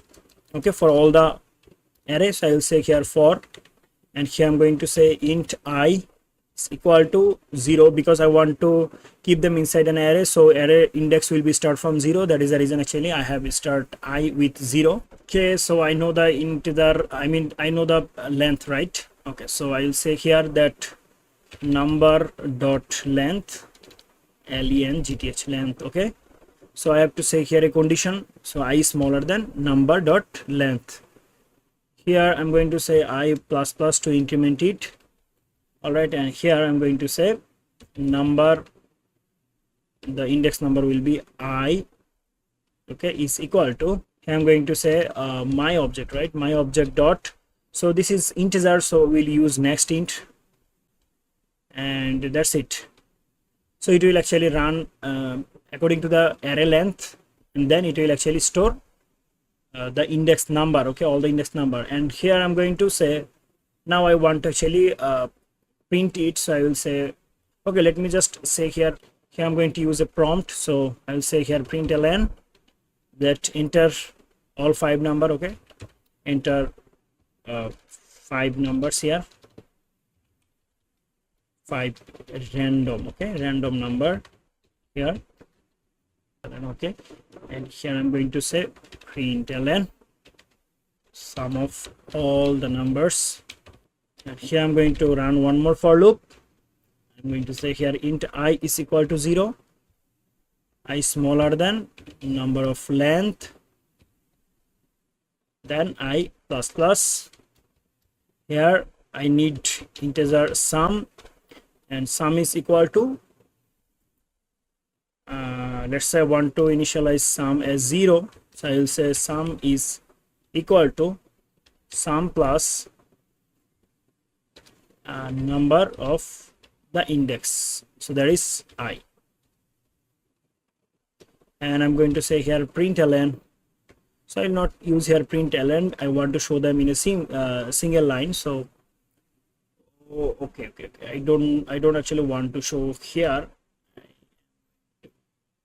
Show here, I'll say println, I'm going to say only a sum. So here I have to initialize it in globally. Okay, so I will go here and I will initialize here in globally. So now I can actually access the sum. All right, now let's run the code. Run Java. Okay, and here 5 random number, let's say 10, 20, 30, 40, then 50. And here you can see sum of all number 150. If I go for the calculator, so 10 plus 20 plus 30 plus 40 plus 50, here is the result 150. So it's working, right? So this is actually you can find summation using array and for loop. This is a practical example for the array, and to understand array using for loop. Okay, so I hope you understand. Thank you so much for watching. Hello everyone, welcome back to another video. In this video we are going to talk about another for loop, but in different way. We can actually declare array in another way, like like this, and let's say I want to show 10, 20, 30, 40, 50 here. So I will say 10, 20, 30, 40, 50. I'll remove all of them. Now here you can see we can actually find length like before, I mean the variable dot length, but I don't need length here because I will use here for each loop. So how we can actually use for each loop? We have to say here for, then first parenthesis, then body. So in the condition here we just have to say the data type at first. So the data type of our array is integer, right? So we have to say here int, and then any variable, let's say I, then we have to give space, then colon, and then here we just have to say number. So we don't need to find out length here. Okay, now we will say here print out ln. I will use here print so that I can actually print it in the same line, and I will use \t for the tab, plus I will say I.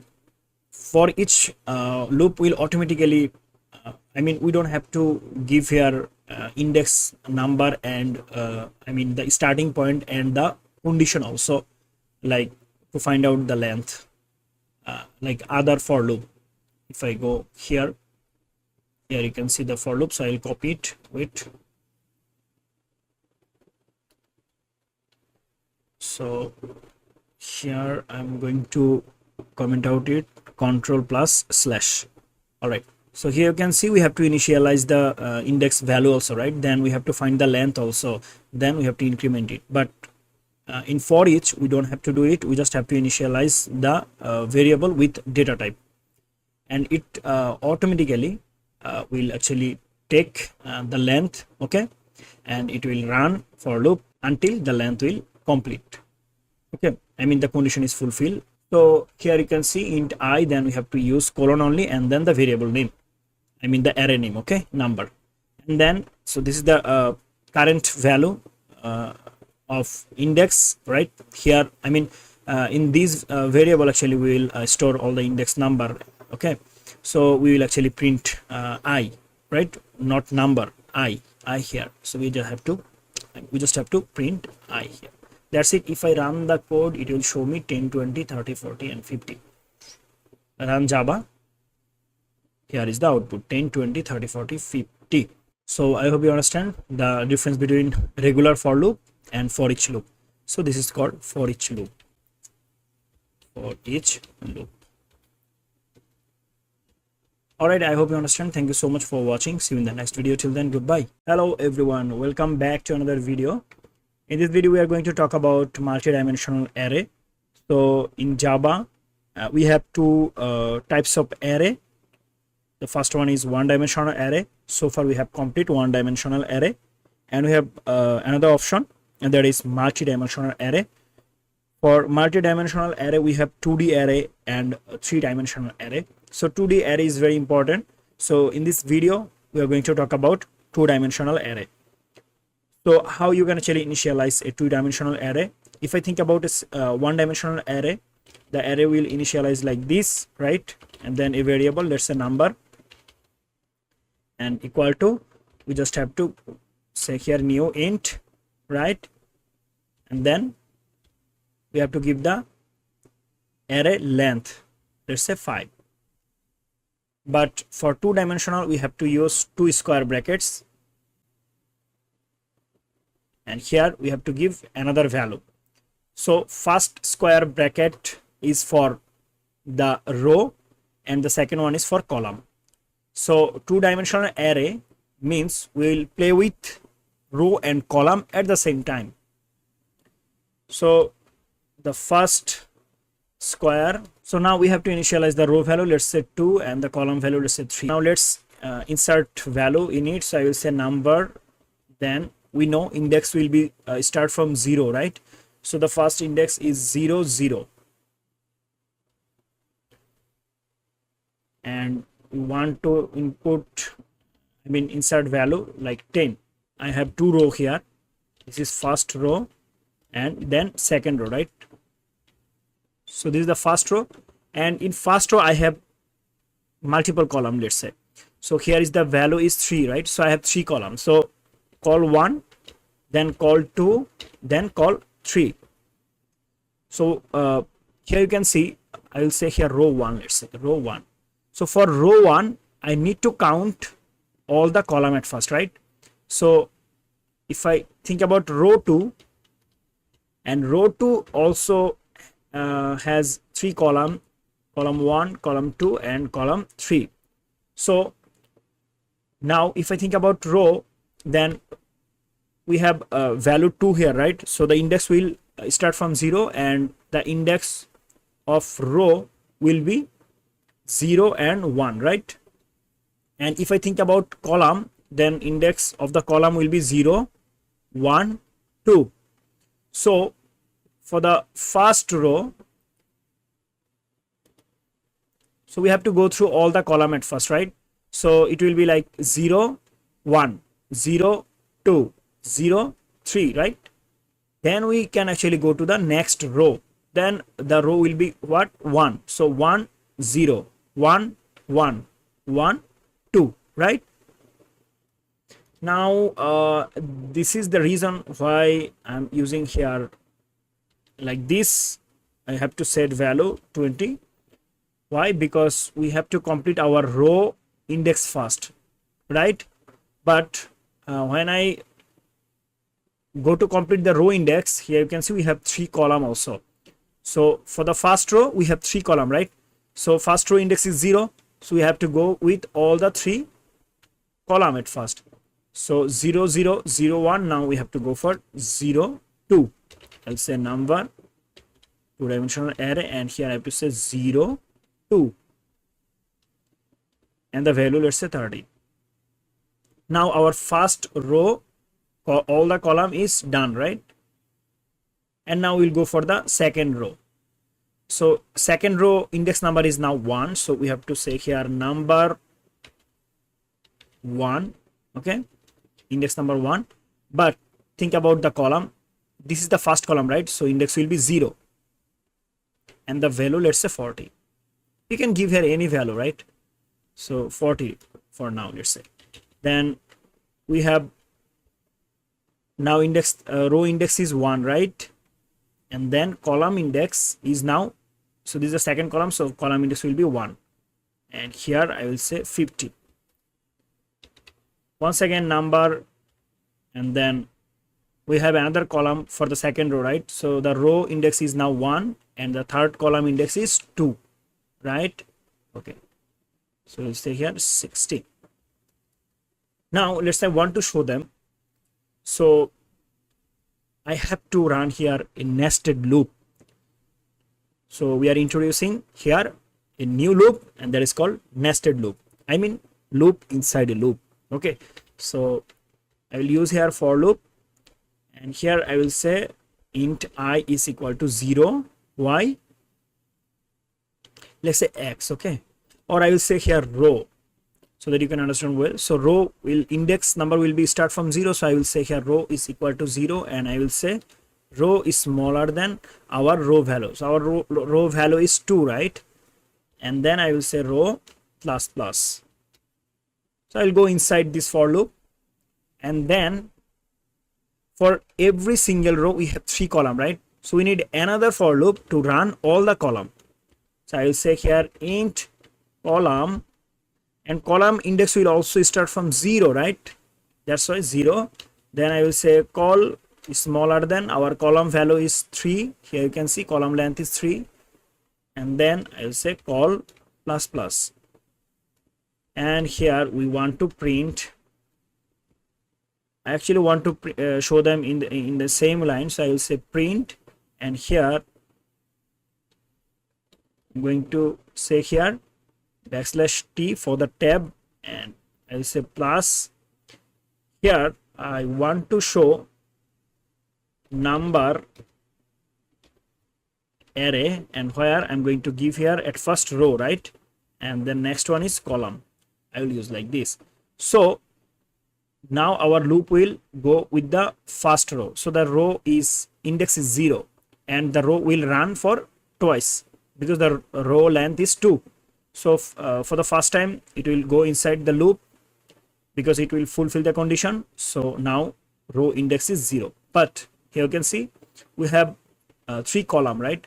So we have to run here another for loop for all the column also. So now row index is 0, so it will go with all the 3 column because loop will run 3 times, right? So it will show at first 0 0, then 0 1, then 0 2. All right, then it will go to the next line. Oops, here next, then it will break the loop, this loop, because the loop condition is now fulfilled. Okay, because after a column value will be 2, then the column value will be 3, right? So 3 is not smaller than 3, so it will not fulfill the condition, then it will actually go outside this for loop. And now it will check that, okay, row plus plus, it means 0 plus 1 equal to 1. Now row value is 1, so it will actually check that row value is smaller than 2. Yes, so it will go inside it, and then it will check that, okay, row value is now what, 1, so it will go to the next row, right? And here it will find that, okay, we have 3 more column for it, so it will run once again for all the column. So it will run 3 times more. Okay, so it will go with 1 0, then 1 1, then 1 2. So if I run the code, it will show all the value here. Here you can see 10 20 30, but it should show 40 50 and 60 in the next line, right? Because we have 2 row, so it should go in the next line. So this is the first row, this is the second row, right? So how you can do this? We'll actually use here a println. Okay, that's it. Now it will show in the new line. If I run the code, here you can see. So this is the first row, and we have shown everything with the first row. So this is the first row, first column, first row, second column, first row, third column, and then it will go to the next row. So second row, first column, right? Because the index is, column index is 0. Then second row, second column, then second row, third column. So it will show everything. So this is how 2-dimensional array work. I hope you understand. If this video is helpful for you, please make sure to give a like and subscribe this channel for more videos like this. See you in the next video. Till then, goodbye. Hello everyone, welcome back to another video. In this video I'm going to talk about array list in Java. I'm going to create a new Java file here in my package. So I will create a new file and I'll say here array list.java.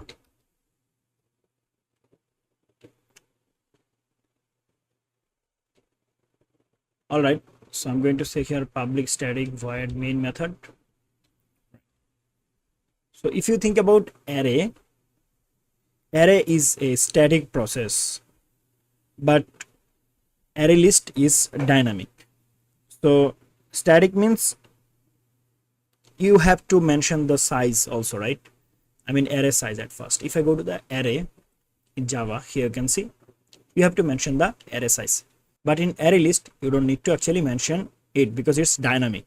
You can actually add any element and you don't need to give the array size. So let's go with array list. So to add, to work with array list, you have to import a file, class, and that is called import java.util, okay, dot array list. So this is the array list class. By using this class, actually we can create object, okay, and then we can work with it. So to create an object, you have to mention the class name array list, and then you have to use the type, okay, data type, let's say integer. So I'll say integer. Here I need to be the capital letter, okay, integer. And here we have to set here a variable, array name, and that is array list name, okay, that is number, but it is a dynamic array. Now here we just have to say here new array list. That's it. And here we have to mention the data type, and that is integer, right? Integer. All right, now our number is a dynamic array, and that is array list. Now to add something in array list, Here you can see we haven't actually mentioned here array size, right? But when I say number dot add, here you can see we have here, so basically two different function, okay, using same name, and it will actually, one will pass only one single parameter and another one is with the index number. So let's say I want to add let's say 22, so it will actually add 22 in 0 index. Okay, now let's go for the next one, number dot add, and here I'm going to use, let's say I'm going to add 33 here, so 33 index will be 1. And if I add number dot add 44, and the 44 value index will be 2. And we have another add method, and that is with the index number. Let's say I want to add a value in second index, and I want to replace the 33. Okay, so second index is index number 1, right? So this one, so I will say number dot add method, and here I'm going to pass the index number. So the index number is 1 here, right? And I will use comma and then the value, let's say 55. Here you can see index and then element, right? Okay, now let's say I want to print it, so I can use here for each, so I will use for each loop, and here I'm going to say the package is integer, right? So integer, then I will say I, okay, then colon, then number. Here I'm going to say println, I will say all the number. Actually I want to show them in same line, so I will use here print all the number, and here I'm going to use tab so that it create space, then plus I will say I. If I run the code, all the value will be added, all the number 55, all the number. So this is because of this text, so I can actually remove this text from here, okay, and I can actually print it here. So I will say println, here should be out, right? Okay, and here I'm going to add all the number, then I will add it. So now if I run the code, here is the output, 22, 55, 33, 44. So now you can see 33 become the second index, right? Here you can see 0, 1, 2, third index. Okay, I mean the index number will be 2 here for 33 because we have added an element, okay, in index number 1. So now the 33 index will be 2 and this one will be 3. 55 will go here in the second index. Okay, all right, now we have another way to show it. Let's say you don't want to use for each, so you can show all the number in another way, and that is with help of iterator class. So I want to make it comment, so I will press Ctrl and then slash, so it will be comment out. And here to add I have to import the class, right, to access the class. So I will say here java dot util dot, the class name is iterator. Okay, so I will use iterator object here. I will say iterator, and then let's say an object itr is equal to new. I will say here, let's say number dot iterator. So now I will use while loop, and here I just have to say iterator object itr dot, we have to use here hash next. So it will actually run the loop until the next, the last one. It will go one by one, go to the next and then the final one. and we don't need to actually do here increment. We just have to say print, and here I'm not going to show it new line, so I will show it in the same line, and here I'm going to say \t plus I will say itr object dot next. It will work like for each loop. If I run it, here you can see the same output, but I would recommend you to go with for each, okay, because you have to import a class and then create object and then run while loop. Why man? So you can go with this for each. Now we have added a value, right? All the what can I say, all the element. Now let's say I want to remove any of them. So how can you do this? If I run the code, here you can see. So let's say I want to remove 55. So let me just remove it.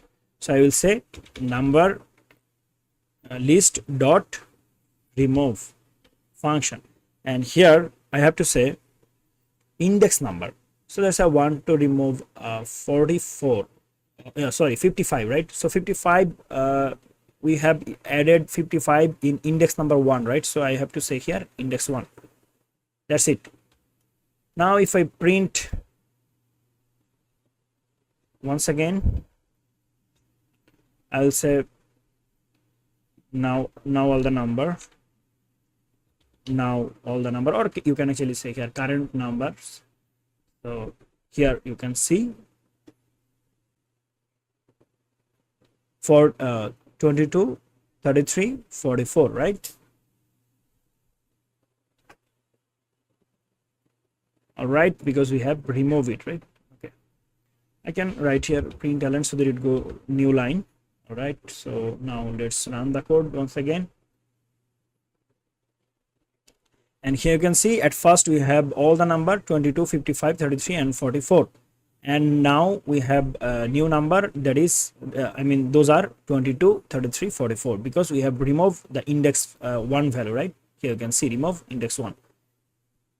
But let's say I want to remove all of them. So what can I say here? I will say, let's say I will go to the new line, println, and here I'm going to say number list dot remove all method. Okay, and here I just have to mention the number variable, the list. And now if I go with same loop, okay, if I run it, here will be the output. Run Java, here you can see 22, 55, 33, 44, and then we have removed the first index value, right? And then we remove all the number. Here you can see nothing, all the number, here you can see nothing, right? So this is how you can add, remove anything in list. Here you don't have to initialize the array size. So this is the dynamic array. If you want to work with dynamic array, then that time actually you can go with array list. But if you want to go work with static array, then you can go with array only. Okay, I hope you understand. Thank you so much for watching. If this video is helpful for you, please make sure to give a like and subscribe this channel for more videos like this. See you in the next video. Till then, goodbye. Hello and welcome back to another video. In this video we are going to talk about string in Java. So I'm going to create a new file in my package. Here I am going to create here string in java.java. So the class name is string in java.java. Here I need public static void main method. If we think about normal programming, we know string is a collection of characters, right? But in Java, a string can be an object. So I'm going to show you the two different style how actually you can define a string. So I will say here string, let's say s1, and here I can say, let's say yamin. So this is one kind of defining a string, combination of characters, right? Here you can see, if you think about single character y, a, m, I, n, so it's a collection of characters. And we have object string also, let's say s2. Here I'm going to say new string, and here I have to pass value in constructor and like web technology. If I print both of them, I can actually show them. So run the code. Here you can see Yamin Web Technologies. String can be a array of character. You can actually define like this. Let's say, okay, I have to use here single quotation, right? Because it's character, so every single time I have to use single quotation. Okay, I have to mention here array like this. Okay, I want to print it, so I will say println. Here I'm going to say name. Run the code. Here you can see Tanvir. So collection, character with array is also a string, right? String can be object and string can be collection of character. Now we'll talk about some string function. Now let's say I want to find out the length of string. Let's say the first one, Yamin. So I want to say here, let's say the second one. Okay, so I will say int length, because the length will be integer value, right? So here that's why I have to declare here an integer value, right? length, and I'm going to say here that okay, the second variable, right, s2 dot, I will say length. Now if I print this length,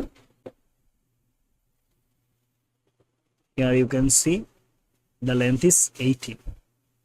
So let's check. So 1 2 3 1 is space 4 5 6 7 8 9, okay, 10 11 12 13 14 15 16 17 18. So we have 18 characters, so the length is 18. Now we have equal function to check the both string is equal or not. If I say println s2, let's say I want to check s1 is equal to s2 or not, so I will say s1 dot equal, and here I'm going to say s2. Go here and run. It will return me boolean value, true or false. So false, because both of them are not equal, right? So this is how we can find out the equals, to compare to a string. Okay, we can use equals function or method, whatever you say. And next we can actually check the string is empty or not. So I will say println. So this will also return a boolean value. So let's say the first one dot is empty is the method, and it will also return us boolean value, true or false. So we have a value here, right? So it should return false. Here is the result, false. We have bunch of different method in a string. You can go with them. So this is how string work. We can actually write a string in some other normal program, like is a collection of character, right? And we have in Java the string can be an object. Here you can see s2 is object here, right? Because we have said here new string class, so it's s2 is an object here. And then if it is a array of character, okay, then it can be, it will call a string. Here you can see we have we don't have to actually mention here index number. We just mention the array name and it shows everything here. We have find out the length. If we want to find out any array length, we just have to mention here dot length, right? If I say here println, if I say name dot length, so for the array we have to find out length like this. But in method, in string, we have to find out length through a function that is s2 dot length, and with parenthesis here you can see. So it's a function. Then we'll check equals or not with equal function. Then the string is empty or not, we can actually check through is empty function. So we have a different string function for us. We can actually work with them. That's it. So thank you so much for watching.